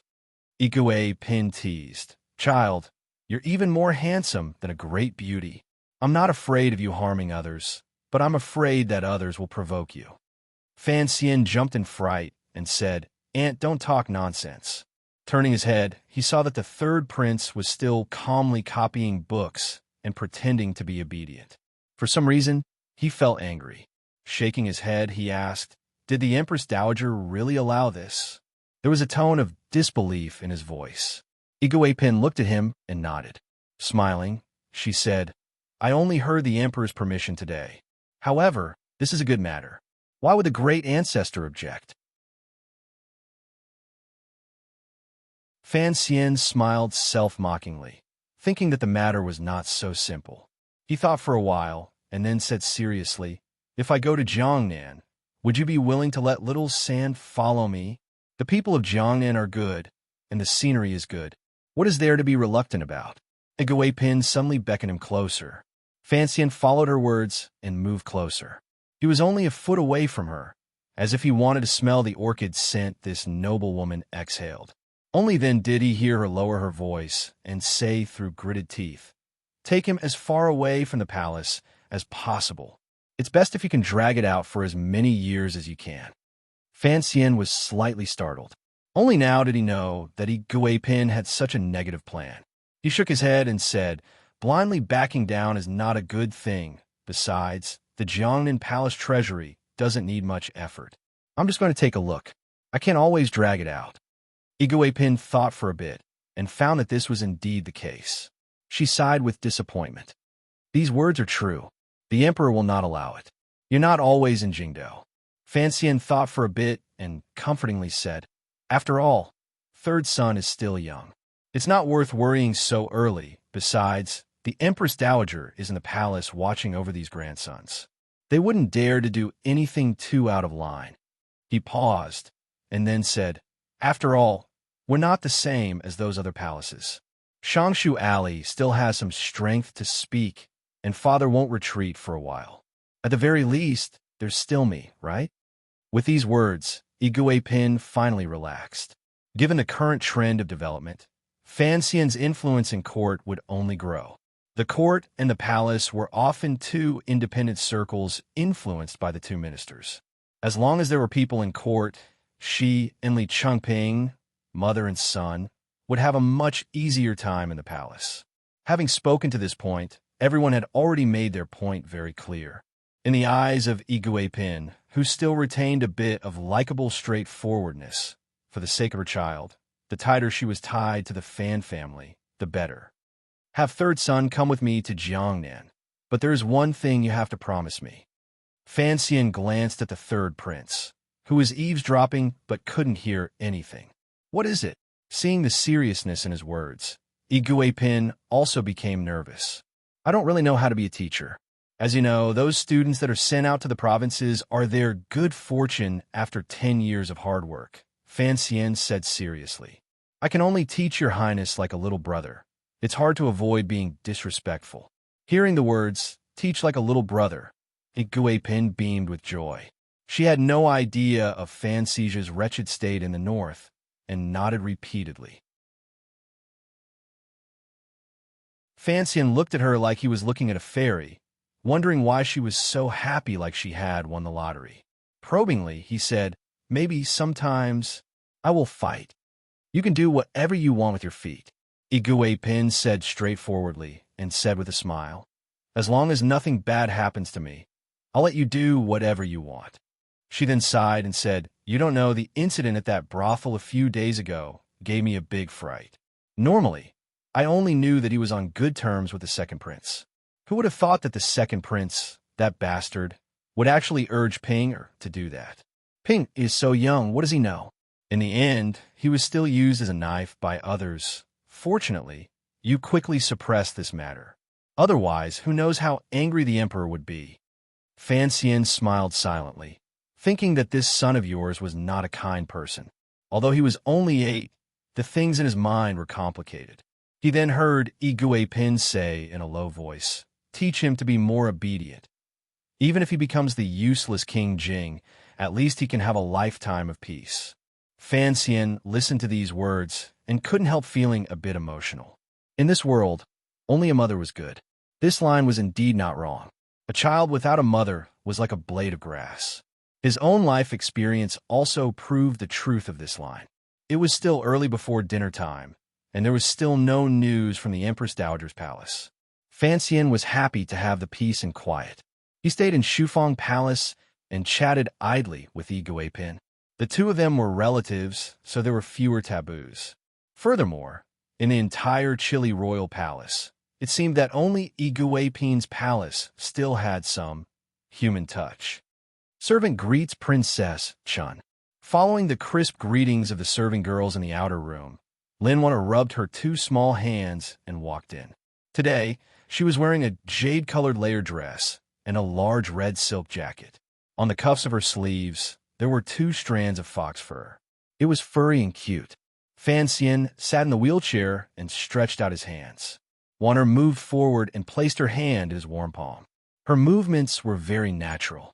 Fan Xian gently rubbed the girl's slightly cold hands and asked curiously, "You came just like that?" The colors were similar to red and green. However, the red was a bit more vivid, and the jadeite exuded nobility. It was much more pleasing to the eye when worn on Wanner's body. However, entering the palace to eat, one should always dress more gorgeously. Lin Wanner pouted and said, "I waited for you at home for a long time, but no one came." Later, Su Wan Mao called someone over to say something. Only then did I know you had been summoned into the palace. I brought the Bao back to the manor. Just as we reached the door, we were stopped by a eunuch. We were dragged into the palace to see the Empress Dowager and Empress First. Fortunately, the other ladies were all serving in the Empress Dowager's palace, so we didn't have to go to each palace to pay our respects. We were in a hurry along the way and didn't have time to change. "Right, where's the Bao?" Fan Xian was most concerned about his silly brother-in-law. "Don't worry, Ruoro is at home." Lin Wan accepted the hot towel the serving girl handed over and carelessly wiped her face. She sat down beside Yi Pin and tilted her head with a smile. "What are you talking about?" Yi Pin didn't rush to reply. She first scolded the serving girl a bit. Using a hot towel to let the princess wipe her face on such a cold day, she wasn't afraid that she would be stirred up by the cold wind when she went out later. Only then did she turn her head and smile as she recounted the emperor's arrangements. Lin Wan glanced at Fan Xian in astonishment. "It's settled just like that?" Fan Xian nodded and shrugged his shoulders. There was nothing he could do. Dragging down his family, it looked like his trip to Jiangnan in the future would certainly be very exciting. A eunuch came to pass on a message inviting the 5 nobles of Shufang Palace to Hongguang Palace to eat. Yi Pin quickly pulled the 3rd prince's hand to the back room to freshen up. She also had to dress herself well. Taking advantage of this time, Fan Xian lowered his voice and asked, "The matter I told you to talk about with the Empress Dowager, how is it going?" Lin Wanner looked around and shook her head. In a quiet voice, she said, "You wanted to break off the engagement, but you didn't discuss this with me earlier, suddenly doing something like this. How could the Empress Dowager allow it? Besides, I am, after all, a junior. Talking about this matter is not very polite." Fan Xian sighed and said, "Ifro, who doesn't like it? What can I do as her brother? However, I did tell you about this matter a bit late. I wanted to take advantage of the Baoyue brothel incident. Hongcheng is currently making the palace unhappy, so I wanted to take advantage of this opportunity to take care of this matter. I didn't think it would be so troublesome. The emperor has appointed a marriage. How can it be broken off just like that? Wanner furrowed her brows. You spoil Ruruo too much. Fan Xian chuckled and said, I only have this one sister. If I don't spoil her, who will? I think it's better for you to come into the palace. Wanner stared at the back room and confirmed that no one was listening. Only then did she quietly say, Let the old master directly tell the emperor that the two of us are not enough. Fan Xian said with distress, Although the two families have fought like this, father really does like Hongcheng. Even when Hongcheng goes to the brothel every day, he doesn't think it's a big deal. He always says he watched him grow up, and the two families are very close. He can't let the second prince cause the two families to separate. Lin Wana laughed and said, You used to be the most famous person in Lujing River. Of course, you don't think this is a big deal. After saying this, she realized that it was inappropriate for a daughter-in-law to tease her father-in-law, so she laughed and covered it up. Fan Xian was worried about his sister, so he didn't make fun of her. His brows were full of helplessness. These days, Ruo had made a name for herself in the Imperial Academy of Medicine. He hoped that Haitang would be able to handle things well, or at least delay the marriage for a while. Why did Uncle summon you into the palace? Lin Wanner asked the question she really cared about. I'm afraid it's not just about the third prince. Fan Xian quietly looked at his wife. Suddenly, he reached out his hand and gently stroked her smooth chin. He smiled and didn't say anything. Was she supposed to tell her that her dearest uncle had asked her dearest husband to use all his skills just to make her biological mother destitute? Fortunately, Yi Guipin and the others had already dressed up and came out. Fan Xian turned to look and saw Yi Guipin and the great princess of Northern Qi walk out hand in hand. The two women, with their jewelry, clothing, and makeup, shone brilliantly. Their features were like a painting, dignified and noble. He couldn't help but praise them in his heart. The so-called splendor of jewels was nothing more than this. The great princess looked at him and smiled. She walked out of the hall, shoulder to shoulder with Wan whom she already knew. The winter solstice was as big as the new year. On this day, everyone in the Qing kingdom rested. The court stopped, the army rested, the borders closed, and the merchants rested. It wasn't just the capital. Even Northern Qi, far away in the north, was peacefully living a happy life. According to the customs of the Qing kingdom, mutton was to be eaten on the winter solstice. In the streets and alleys of the private residences in Jingdo, countless strands of hot fog floated up from the spacious or cramped kitchens. They circled around the various pots 3 times and then found the only way out, drilling through the cracks between the windows. The hot fog carried the pungent smell of dried chili, the gamey smell of fresh mutton, the strange smell of medicinal herbs, and the sweet smell of carrots. The 4 scents mingled and were incomparably beautiful. They filled the streets and alleys of countless courtyards, making all who smelled them salivate. Inside Hongguang Palace, behind the table at the very end, Fan Xian stared with a pair of confused eyes. He looked at the mutton that had been cut into the shape of an ear with the tips of his chopsticks. He looked at the mushrooms and rare vegetables floating in the white soup in his bowl. He couldn't help but sigh in his heart. The mutton in the palace was indeed different from that of the common people. The workmanship was much more exquisite, but also lacked the warmth of incense. Without tofu and carrots, how could he eat the mutton? The biggest problem was that the mutton was already warm. He couldn't burn his mouth and lips until they were numb. What would be the point of drinking it? So, he just barely finished the soup in his bowl and picked up some chopstick sauce to mix with the rice. He chewed slowly and carefully, delaying the time of this boring family feast. His eyes were focused on his nose was focused on his lips, and his lips held the tips of his chopsticks. He was incomparably focused, but the corners of his eyes didn't wander. He quietly listened to the conversation of the members of the royal family in the palace and didn't interrupt. He was as lonely as the wheelchair not far behind him. Hongguang Palace was the Empress Dowager's palace. It was the grandest building in the rear palace. Although it was much simpler than the wastrel royal palace in Shangjing in northern Qi, it was still magnificent and majestic. The candlelight was like the sun, making the furnishings and objects in the palace shine. The members of the royal family in the palace ate silently, not daring to look directly at the old woman at the very top, as well as the emperor and empress beside her. On the winter solstice, everyone had arrived, including King Jing's family of 3 and the second prince, who was under house arrest. However, when the second prince and Hongsheng saw Fan Xian enter, they were only slightly surprised. They didn't charge forward to kill him like a shrew. Fan Xian glanced at the old woman at the main table out of the corner of his eye. This was the first time he had seen the Empress Dowager. From the wrinkles on her face, it was as if he could still smell the old woman's methods and hard heart. Although the tiger was old, its ill might was still there. She sat at the very top. Even the usually impudent King Jing appeared much more well-behaved. He wasn't familiar with the people, but he was familiar with the palace.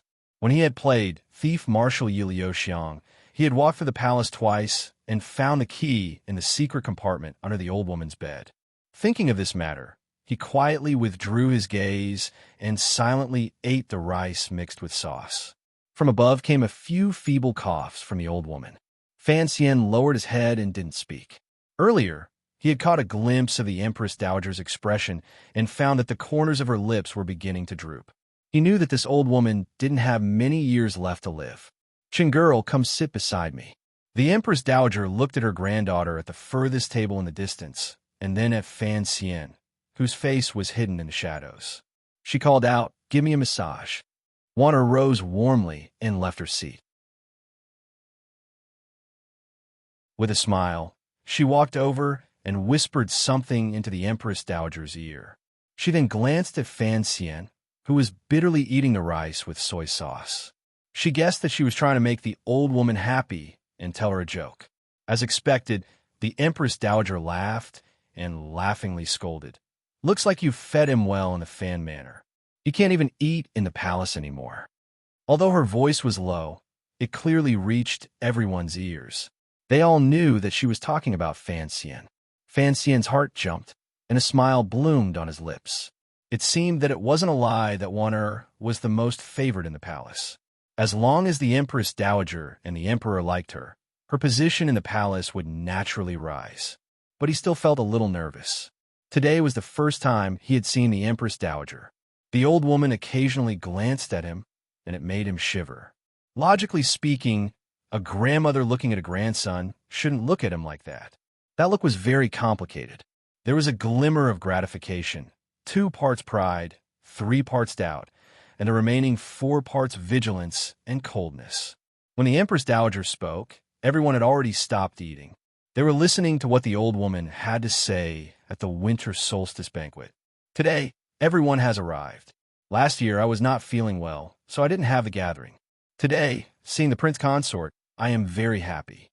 The Empress Dowager said she was happy, but there was no expression on her face. She turned to the Emperor and said, "But it's not good for your sister to stay alone in Xinjiang. Her daughter and son-in-law are both in the capital.